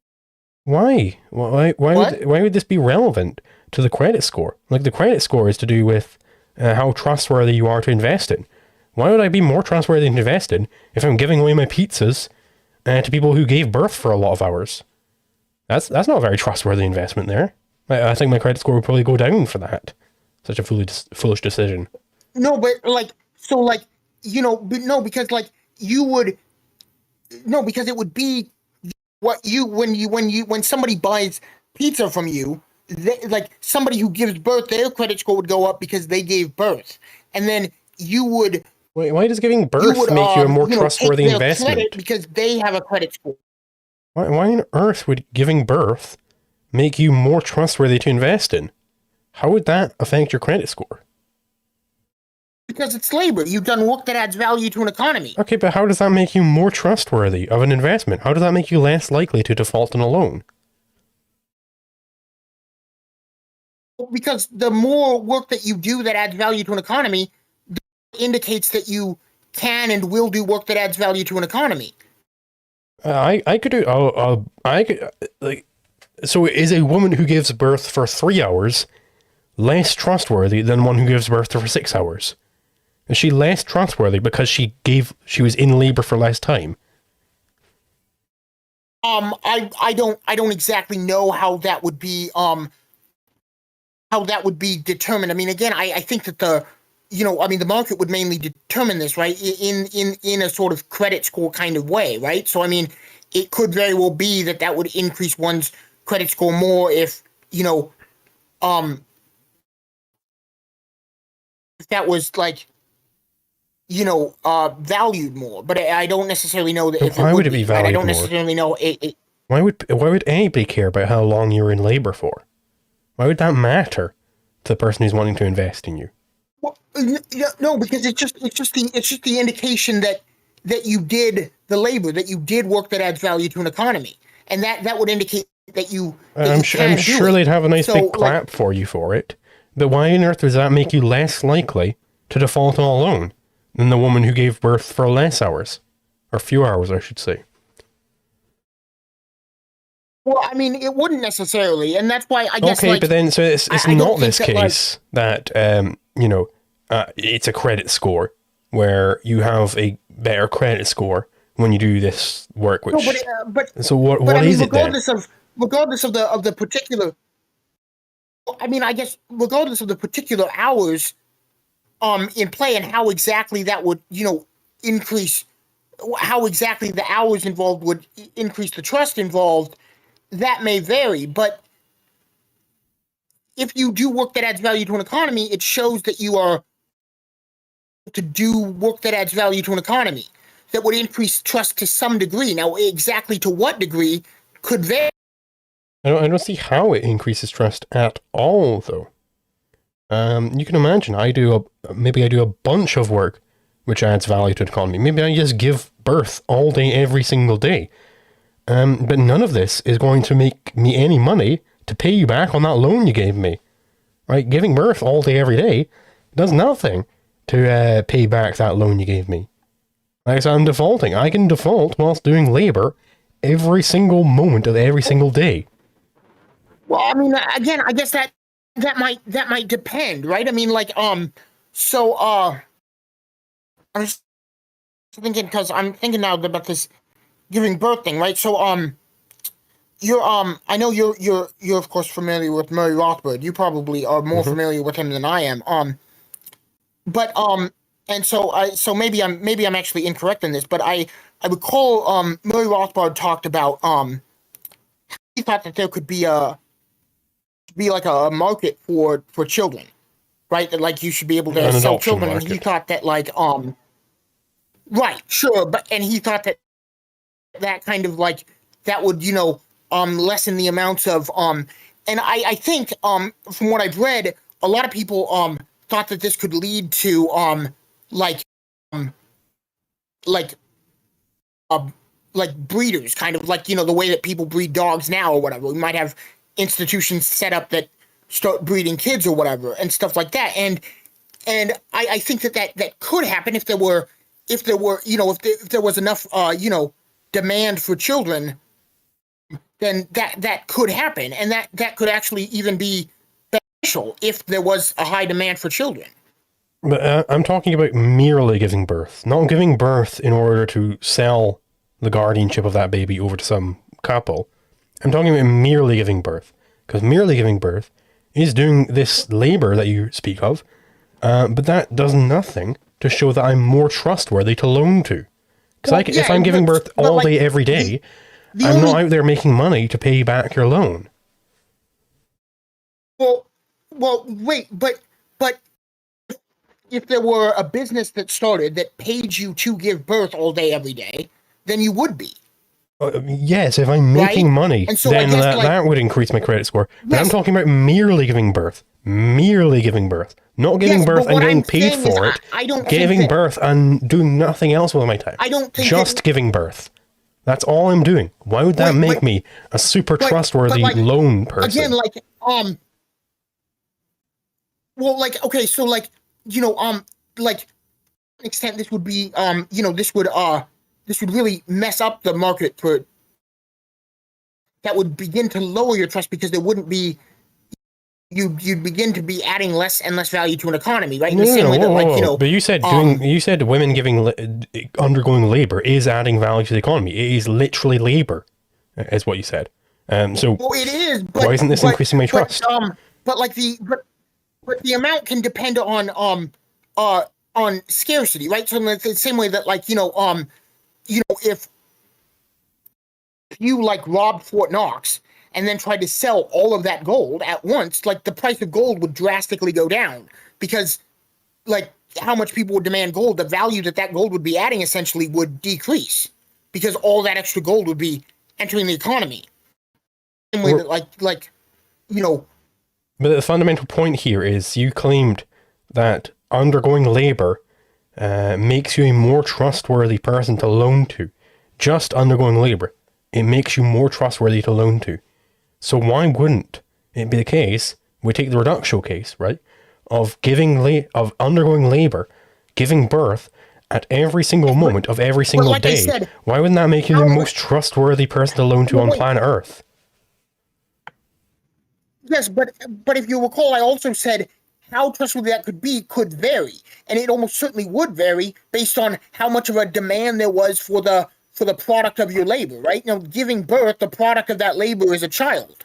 Mm-hmm. And so, like, how much of a demand there were for children. What if whilst I do this, everybody in India, what if whilst I undergo this, everybody in India at the exact same time decided they were going to stop giving birth? So that's like, what, over 1 billion people just decide they're going to stop giving birth.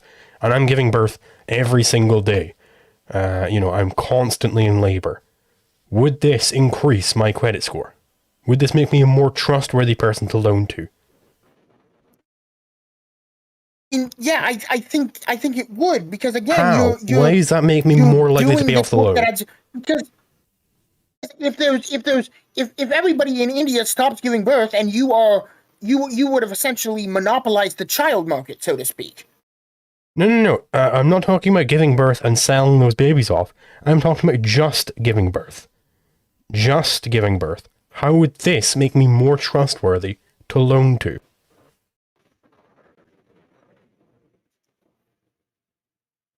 Well, because it whether or not those babies are sold off, it shows the potential for you to produce that thing, right? It shows a capability and a willingness to produce those things, just like producing anything.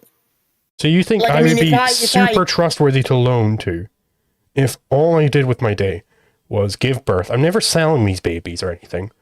I'm just always putting them in orphanages, and the investors know this. I'm making no money. I'm just giving birth every single day. Why on earth would they invest in me if they know I'm not having any sort of income? okay, so like, I mean, again, at that point, it probably wouldn't because Okay, so then you'd have just to have giving birth there'd be some doesn't make like you more trustworthy. So labor is sort of just made giving real birth doesn't by its increase. product, right? Just giving birth, therefore, doesn't increase your credit score. Giving birth and selling that baby, sure, that might increase your credit score, right? Because you show that you're able to get money in. But just giving birth, the mere act of giving birth, does not increase your credit score.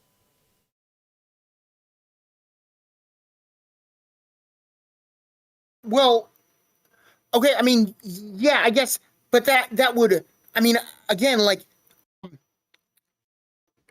I mean, value is, of course, a bit subjective, right? So, like, I mean, and it would vary on like the product being produced because like labor is sort of made real through its product, right? Um, so like in the instance of giving birth, be a baby, um, but like I guess like if you never sold any of these things, it would be like um, you know, a whole bunch of like statues or something, and never trading them. I mean, like to a certain point, like I guess mean, like if one thing I think would be very incentivized to trade them, because otherwise you'd just be like, living in a warehouse with a whole bunch of babies and or statues. But like, um, that kind of like it, like that you're willing to do this. Now, if you make a product and that product really contribute anything, then I mean maybe you're not necessarily adding value to an economy, but like you very well could be, right? I guess like if you produce a whole bunch of like if you're like a sculptor and you make a whole bunch of sculptures or whatever, you indicate that you're willing and able to do that labor, and so people would trust you in the sense that you make sculptures. He's a good sculptor, and I can trust him because of all of the sculptures that he has made. Now, I mean, I think the exchange would be one key way to verify that, right? To verify that you produce these products, right? Because like I could just say, right now I could just tell you I produced 100 sculptures, right? And like, there wouldn't really be a way of me to verify that unless like, I ship them to you or something. That would be one way for me to verify, in fact it produced these sculptures or something. And so like I guess like there would have to be some way of verifying this, and that would likely be exchange. Though I suppose it could be others as well. Uh, all right. I think. Do you have anything else to go on, or because I need to go to the toilet? So we could go into uh another point after that, or if there's nothing else to discuss, we could go into the Q&A. Which would be your preference? Yeah, there were a few other questions I wanted to ask you. If you Okay, want to go to the bathroom, and then I'll ask you those, and then we can do the Q&A. sure. I'll be back in a bit.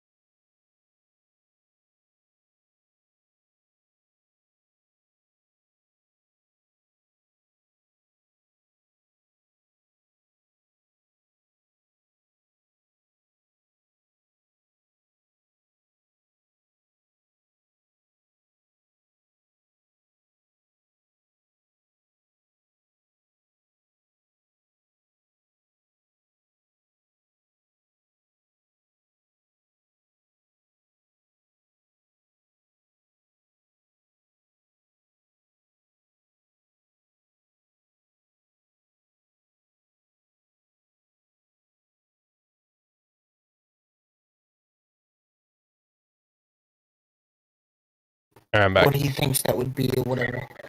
Oh, hey. Yeah, couple things, I guess, one thing just kind of came up, in my chat or whatever, he said, he's having a really hard time thinking of money other than gold.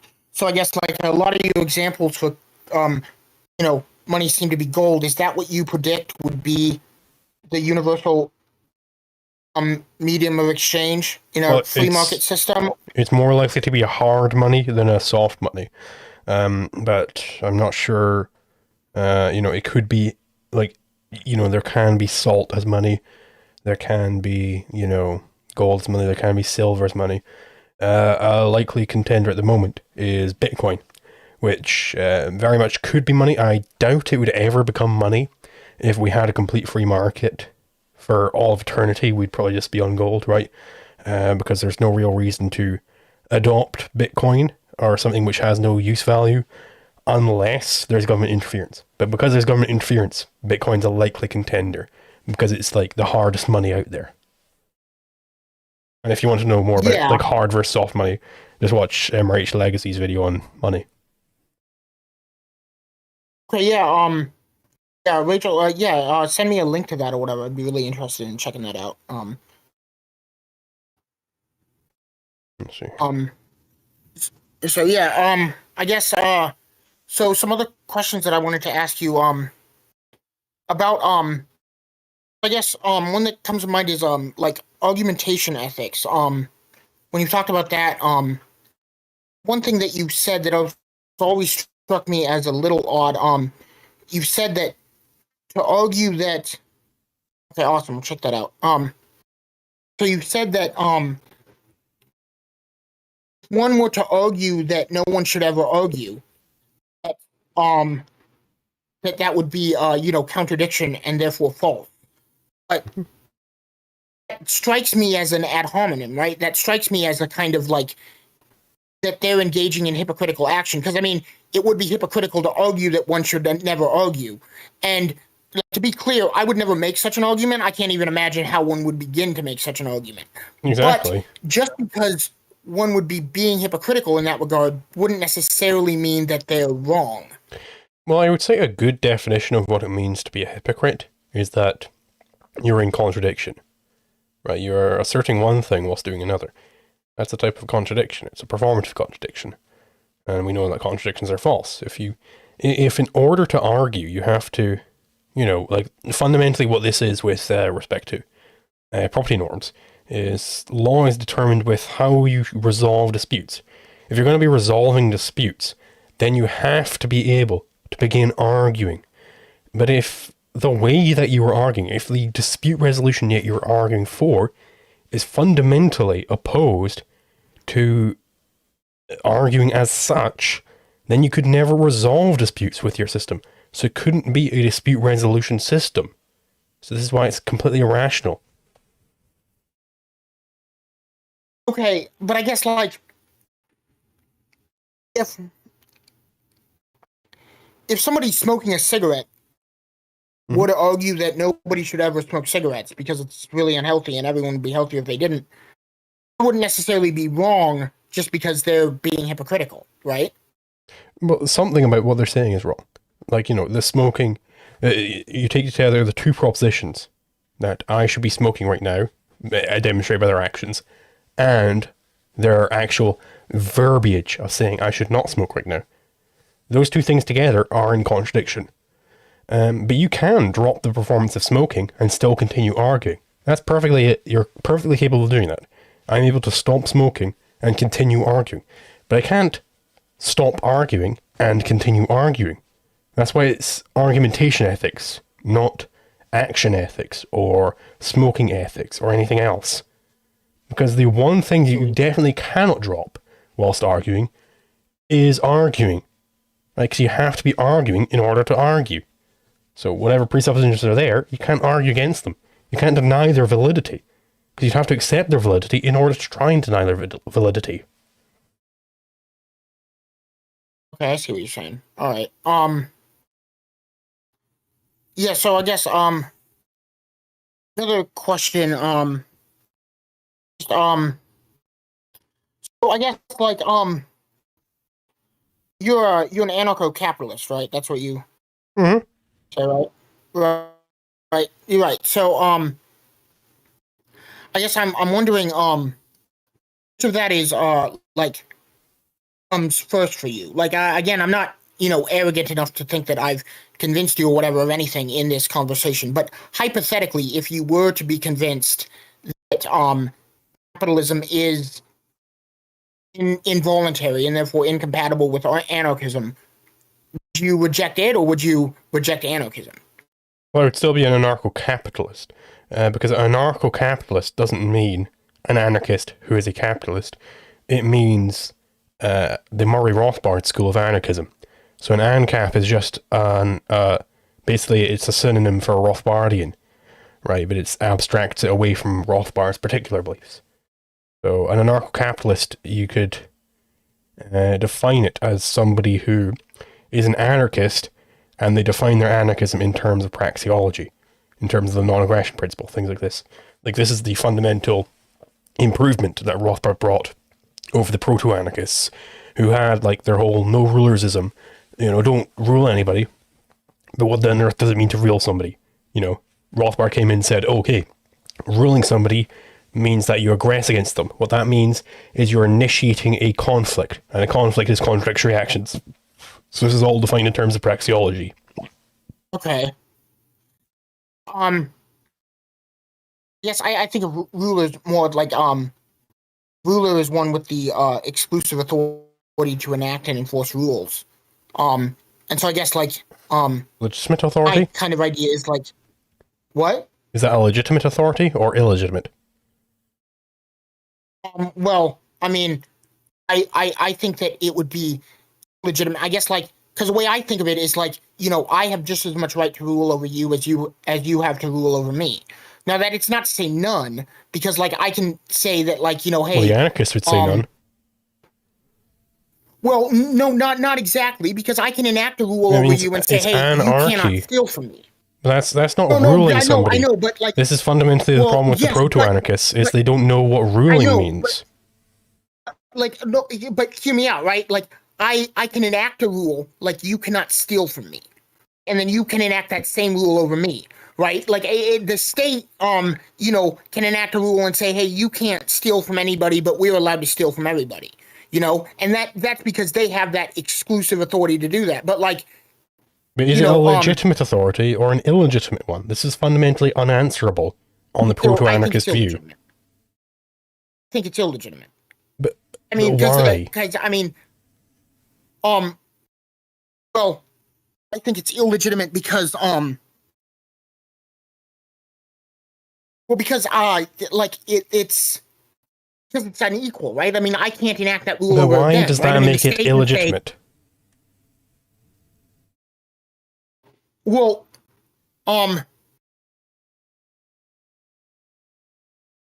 guess maybe illegitimate be the wrong. I guess because I guess would be bad, and I guess that in my mind makes it illegitimate. So like to answer the question that I asked you, I would say that I am a mutualist, a voluntarist, and an anarchist in that order. So what I mean by that is like mutualist is like fundamentally, is that I would want a society where all relationships and interactions are mutually beneficial, or at least as many as possible.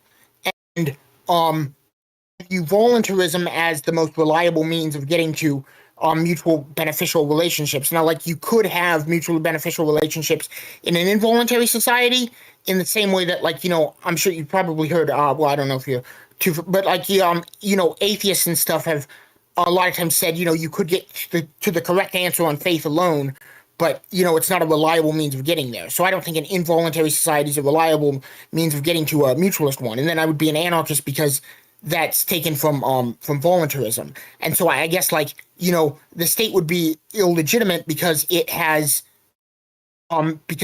power that others don't have. Well, I would say if you're looking for like a ranking of like my philosophy in those terms, I would be an objectivist first and then an anarchist. Because the objectivism is more fundamental than the anarchism. because it deals with metaphysics, and the anarchism doesn't. It only deals with politics.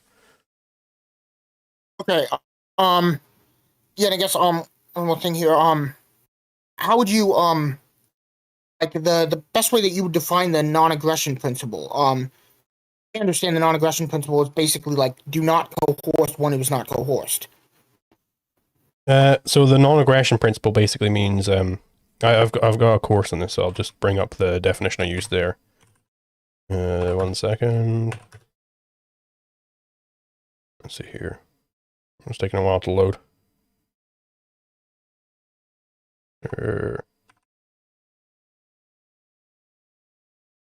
Yes, so the non-aggressor ought be the director, or that the aggressor ought not be the director of some scarce means.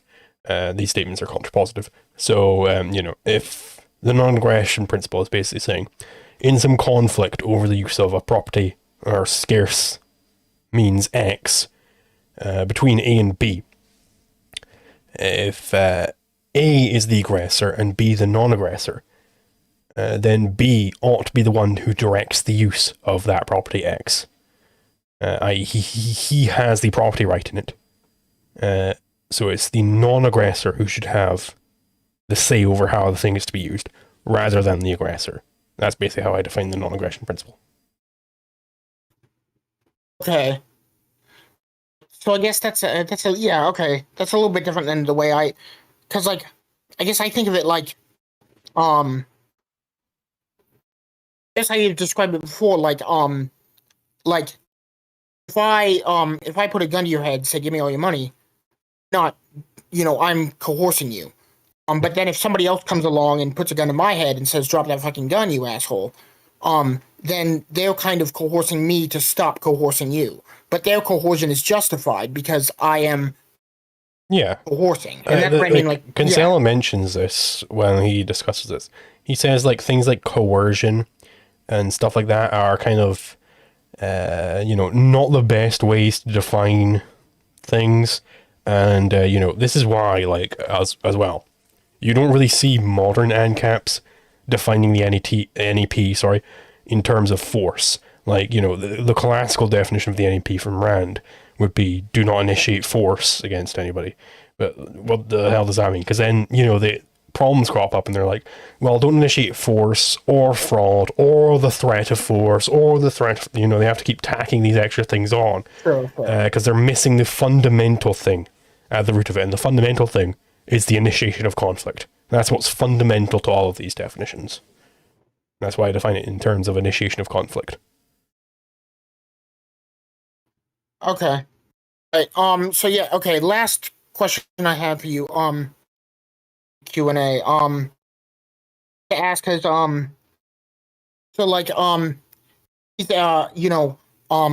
think it's, usually an example, like, many socialists, would talk about, like, if someone is poor or whatever, then they might be justified in stealing food. And I've heard you use the example of, like, if you had a hypothetical disease where you had to have sex with somebody, but nobody's willing to have sex with you, would you be justified in raping them? Mm-hmm. And I guess, like, me, it seems like, I mean, again, no one's actually willing to bite that bullet, but I mean, I actually will. I would say yes to that. Because to me, it seems like that would be self-defense. Like, if you're starving to death and you have to steal food in order to eat, it would almost be like stealing in self-defense. And so, like, if you have to have sex in order to survive, then that would seem to me to be a hypothetical situation in where raping in self-defense. But how are you defending yourself against the person you're raping?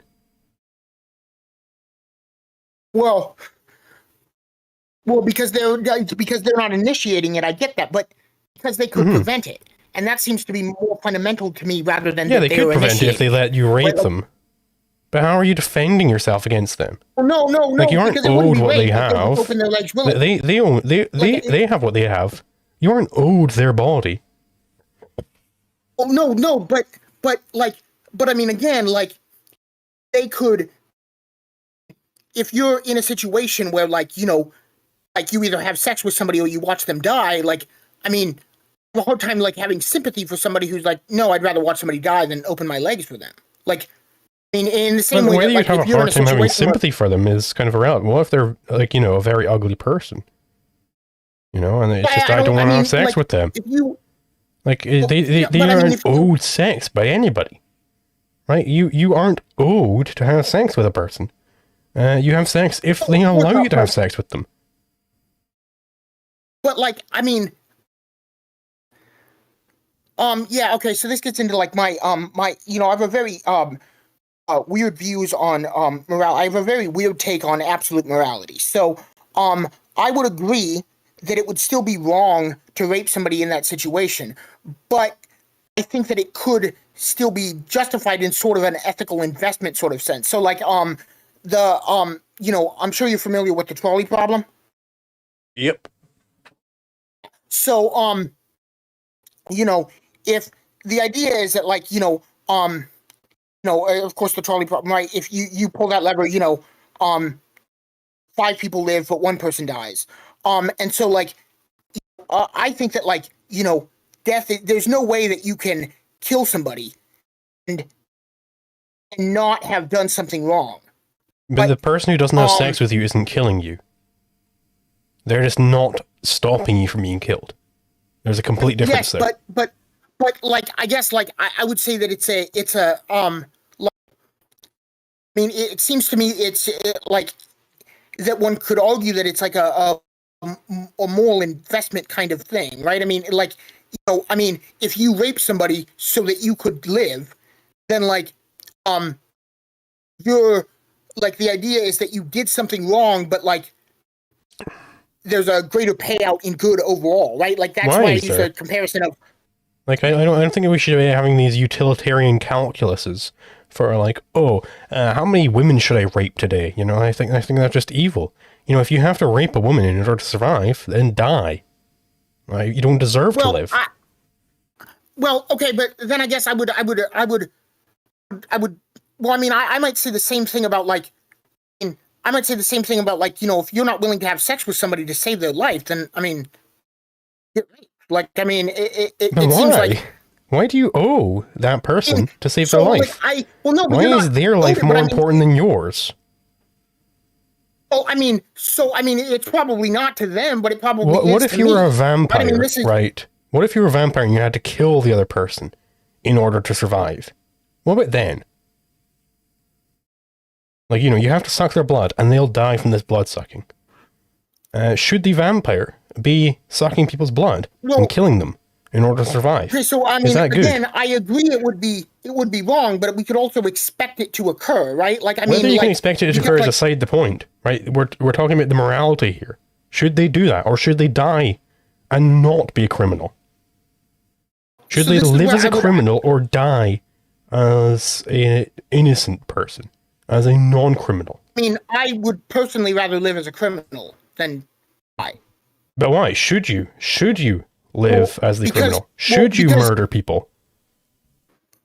And should the person being murdered, should they give up their life? Should the person being murdered give up their life heroically? No, it would be better to not be in that situation, but I mean, like, but, like, given they are in that situation, should they give up their life for the vampire? Should they do that? I mean, not really, right? I mean, like, this is why I would. So then the vampire shouldn't be killing them, unless there's morality for thee, but not for me. Well, either the vampirism should go forth or not.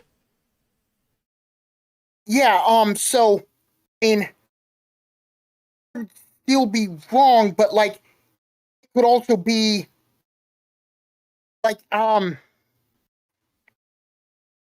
also be right in some other sense. Like, I mean, again, this is why I think that there's a way to the subjective theory of value to ethics in this regard, right? I mean, if the vampire killed somebody so that they could live, and they would do that if and only if they valued their own life more than they valued the other person's life, right? Okay, but this is not talking about an ethical analysis. This is not talking about what they should be doing. This is talking about predicting what they will in fact do. Right? I agree that they will in fact kill the other person, if and only if they value their own life above the other person's life. But that is saying nothing about what they should be doing.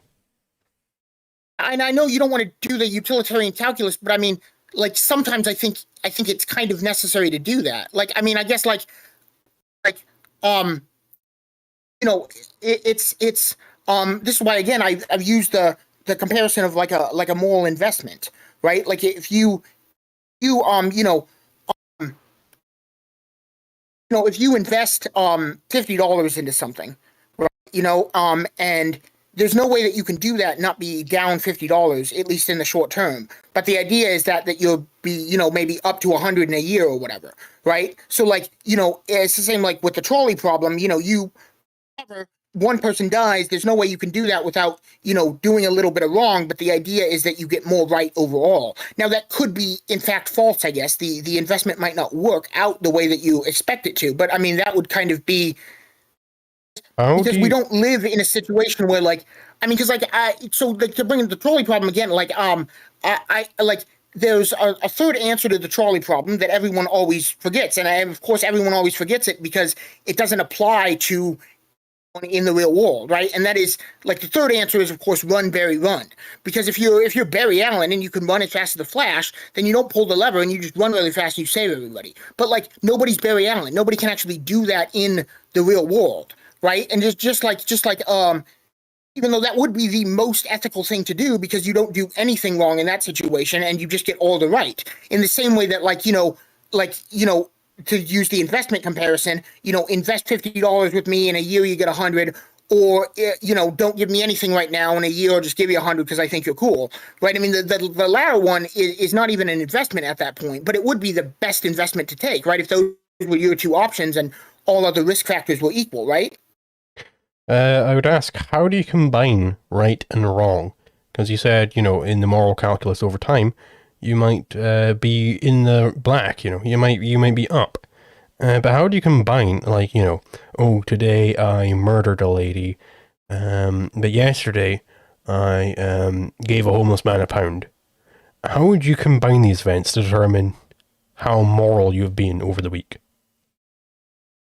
Well, I guess like those things wouldn't necessarily be related. And I mean, I think it would be tricky, but I don't necessarily think it's impossible to do that, right? How I mean, would like, you do so that? with the, well, I mean, so with the traditional trolley problem, one could argue that you know, 5 people, like 5 people living is better overall than one person living. No, I'm just Five talking. people I'm are- just talking about. I saw a lady. I didn't like the way she looked, so I went up and stabbed her to death. But the day before, I gave a homeless guy £1. How would I combine these events in terms of morality and determine how moral I have been for the week? These are the only 2 events which have happened in the week. How would I combine them? Well, I don't know. Like, yes, I don't know. Like, I mean, I don't think that those two would necessarily be combined or combinable. But like, Okay, but if they're not I guess I don't combinable, really see that. then, what is combinable? If these two aren't, what would define the set of moral situations which are combinable? How would you go about combining them? Well, I mean, like my example with the trolley problem, right? I put the lever and essentially killed one person so that I could save 5, right? I mean, if you killed that one ugly lady, like save the world, like I mean, like if there were, yeah, I guess you could combine them in some. I mean, I'm just gonna go crazy hypothetical here, right? You know, really advanced aliens come and say, we're gonna blow up the fucking world unless you kill that ugly lady, right? Then you could say, well, I mean, I guess like, the world is worth more overall than that one ugly lady on the street. Why? Well, because, well, I mean, because nobody exists, including the ugly lady, if the world doesn't. Okay, why does it make it moral to kill the ugly lady? Well, because again, I'll be clear. I don't think it makes it moral exactly. It makes it. It's either moral or it's because immoral. there's no way you could do it or without. It's amoral, I suppose. No way you could do it without doing a bad thing. But No. You could definitely do it without doing a bad thing. You could abstain. That's not doing a bad thing. It's abstaining. Abstaining isn't a bad thing. No, yeah, but that's what I mean by doing it, right? I mean, if you didn't do it, then you wouldn't be doing a bad thing. Yeah, so that's the correct choice there. Oh, wait, yes, but I mean, but then just letting the whole world burn? Correct choice? Mm-hmm. That's the correct solution. If you have to steal a penny in order to save the world, I mean, don't steal the penny. Don't do it. It's bad. Don't do it.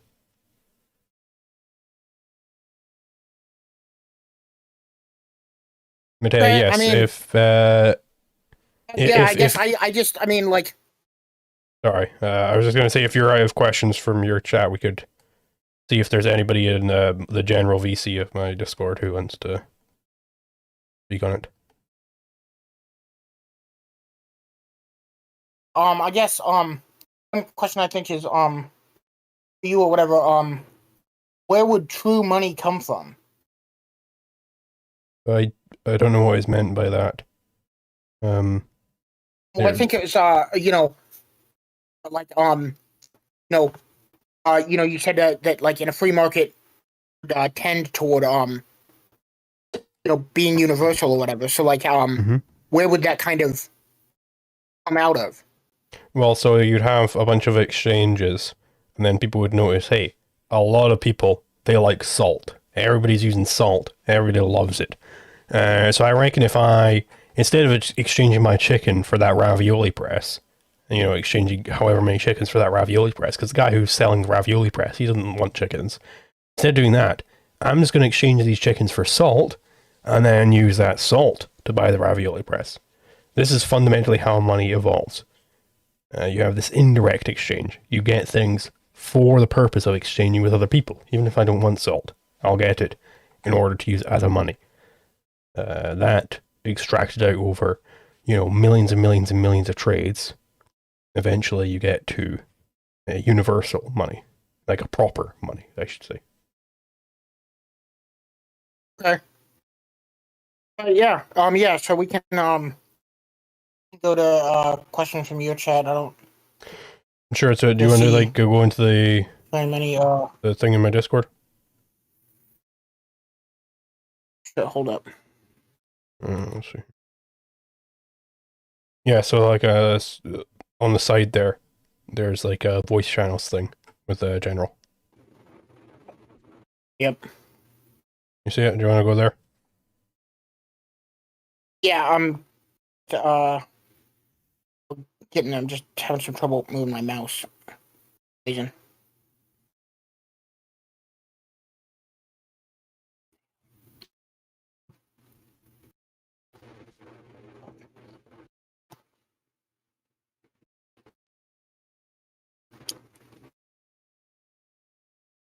I don't know why this is giving me so much trouble.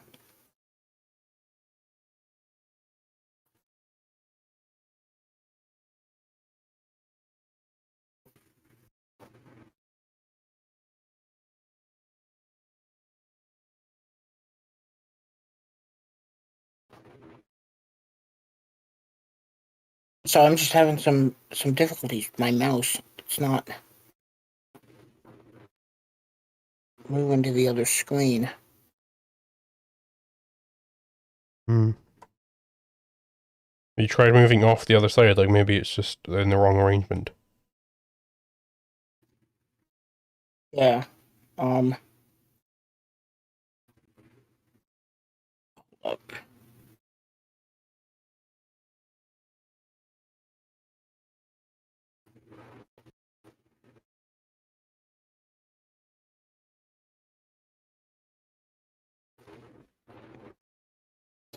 Sense.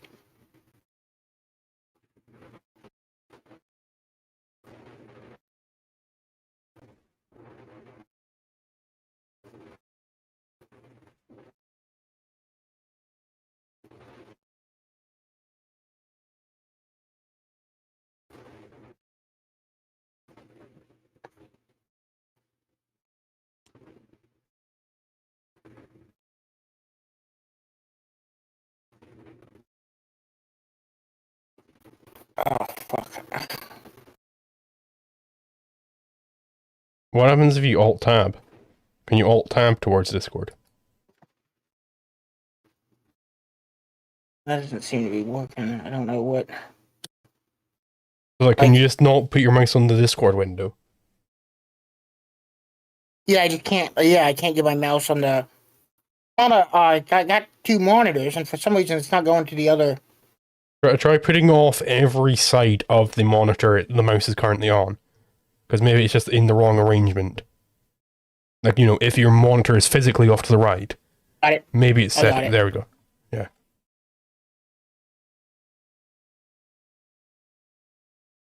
So I'll see you in the general chat then. Yep.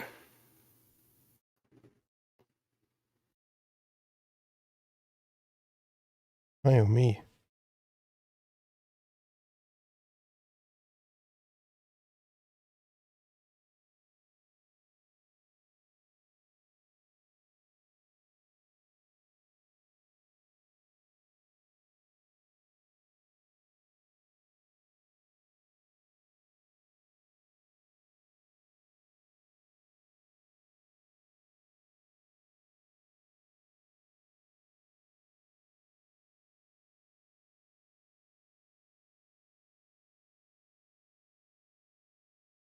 Not here yet.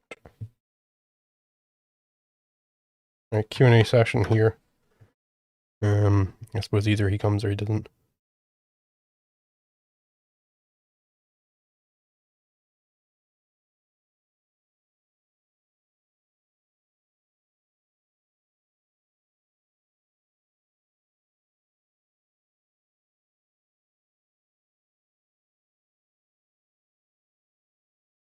Where the hell are you?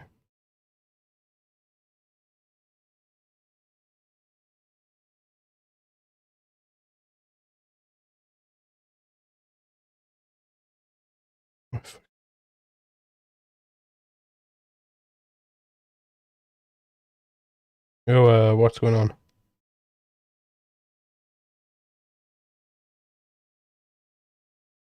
Your mic's muted right now.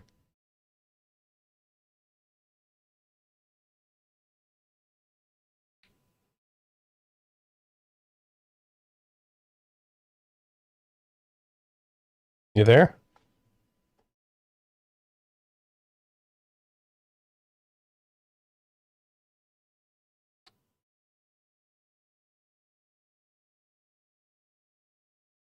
I'm gonna go back to the general chat.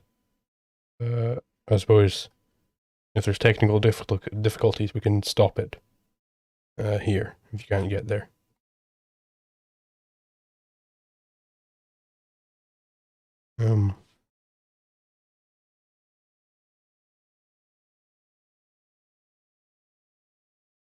I suppose just call it there then. Thank you for coming, everybody. And stream. Boop.